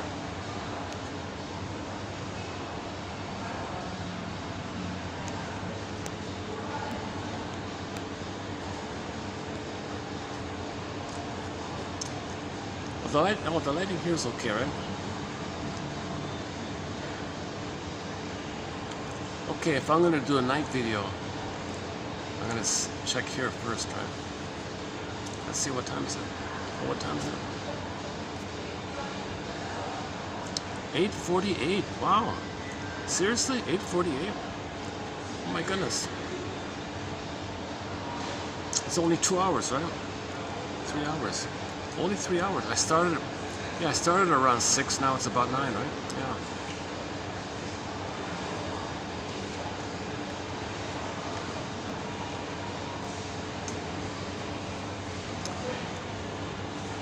Okay. It would be nice to close up with a song. Let's just imagine closing up with a song. Yesterday we played Beatrice Deer's song, My All to You, Glenn Fry's song, Soul Surgeon, a song called Betty by the band Ann Shell, fun song. The Mission Impossible theme, of course. Oh yeah, for this topic, I couldn't find any songs specifically about the as-if personality, so I simply chose a song by the band Pretenders, because the as-if people, they're very good pretenders. They're always pretending. They're just constantly pretending, right? The Pretenders. So we played their song called the live version of I'll Stand With You or something. Stand by you, stand with you, not stand by you, stand by you or stand with you by the Pretenders. Yeah, that's our only one song we have from them. So the song just means that the mother should say to the baby, I'll stand by you. But in the as-if personality, the baby says, no mother, I'll stand by you.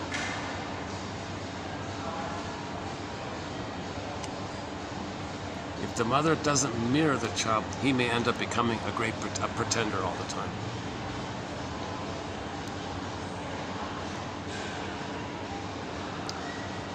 So let's close up with a song. Let's see here. We opened up with Streetheart yesterday, a song called Storyteller. And prior to that, we opened up with Star, another song by Streetheart. And Star and Storyteller are both on Streetheart's second album called Under Heaven, Over Hell, that middle area. The child can't do the middle area, right? It's either or for him. It's either paradise with the mother or hell with her. He can't do the middle ground. At midlife, we gotta find the middle ground. We gotta find the both and. Adversarial thinking, jungle slogan thinking, either or thinking, you're loyal to the mother. You're still trying to please your mother, and you still believe the big lie that one day she'll love you when she can't, when she couldn't, and copies of her can't be her in the past. So jungle slogan thinking means you still believe the big lie with your mother. Okay, play that clip. You can't handle the truth. So adversarial thinking means the person cannot handle the truth that mother failed them. The greatest hurt of all, mother failed me. Okay. Betrayal trauma. Can't handle that truth, right? Our linked Twilight Zone episode on this particular point is one called Need to Know. That episode, Need to Know, is a parable. I think, I'm confident, it's a parable for this issue that the baby can't know the truth. He can't know the truth. He'd go nuts the way they went nuts in the episode. They had to check themselves into the loony bin when they heard the truth. If the baby would learn the truth, he'd be autistic or schizophrenic, Alzheimer's, or all that stuff. He'd be out of it. He might physically be around, but his mind would be out of it, right? So the baby wants to protect his mind, to protect himself, so he can't know the truth. Mother, a monster? No, mother's not a monster, gobbling me up. What nonsense. She's a goddess. There's my mother. He can't know the truth. It's closer to the truth that the mother is a monster, actually. It's exaggerated by the baby's feelings with her, but that's aligned to the truth anyways. But you break that line to the truth when you say a mother's a goddess. So babies do this, goddess or demon. The babies cannot do under heaven, over hell. They cannot find the third side of the coin. The baby can't say to himself, oh, mother was never mirrored. She wants me to mirror her. Okay, I'll help her. I won't think badly. Oh, mother wants to shame me because she's trying to remember that she had been shamed by her mother. And in her attempt for her healing, that she wants to remember that she had been shamed, she needs to shame me in her efforts to remember that she had been shamed. Okay.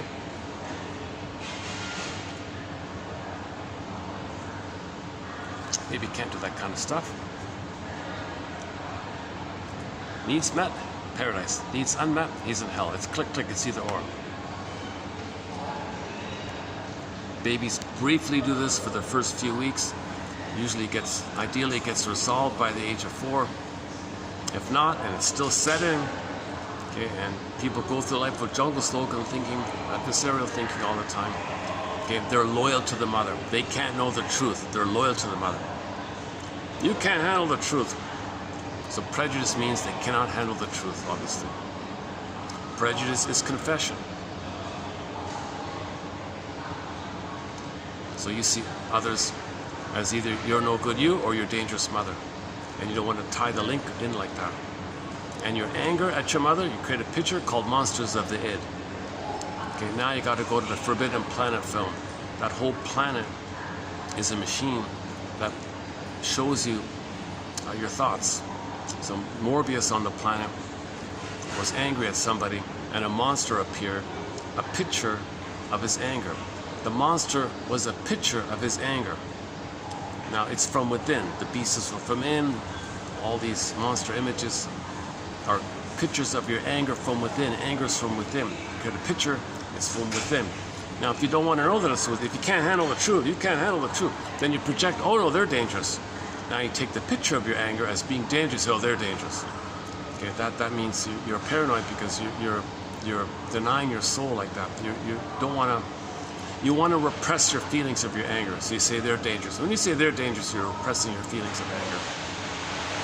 So babies need very basic. It always goes back to the basic. Babies need a lotus birth, a natural birth, a gentle birth, a Clausen kennel birth, Laboyer birth. Leave the cord, leave the placenta. Skin to skin, natural feeding, loving gaze, rhythm of safety. Babies need a blissful, extended paradise call the extended social interpersonal womb with the mother, the two being one like that. Okay, now on this point, that's a 5-hour sidebar.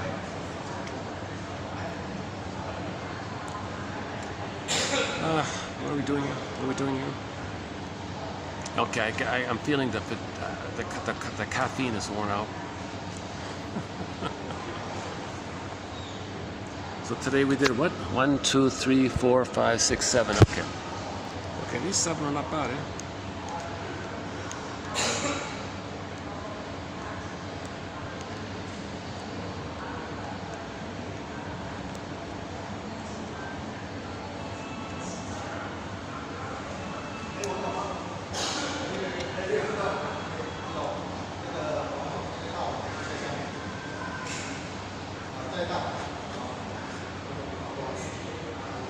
And yesterday's quote in this area was, they can't leave the pool. They can't leave that reflection. Remember Narcissus, he couldn't leave that pool. He had to stay there. So he sacrifices development. It's a luxury for him. He's still in that tenuous place. So the as-if personality is likewise sort of in the area. So we're meant to understand the situation. So the shrinks wouldn't interpret too deeply, because they would think the mother's demanding on them, impinging upon them. Oh, yesterday's quote was, yeah, how do we communicate with narcissists? Yeah, the question was, how does one communicate with narcissists? Yesterday, 2960. There are 2 good quotes. This is a very good parts 1 and part 2 so far. I thought are not bad. Okay, let's just wrap it up here. What's our closing song? Let's close up with another Street Heart song. That'll be 3 in a row. Let's close up with another song by Street Heart. So Star Storyteller, number 3. Let's say okay, one of their hits, one of their big summer hits is called "What Kind of Love Is This?" What kind of love is this? Thanks very much.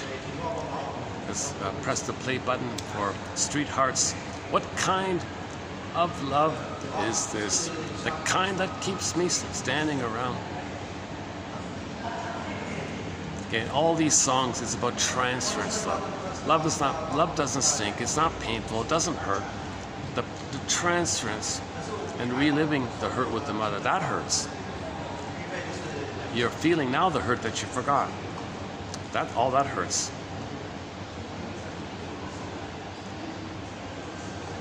Okay. So, what kind of personality is this? This as-if personality.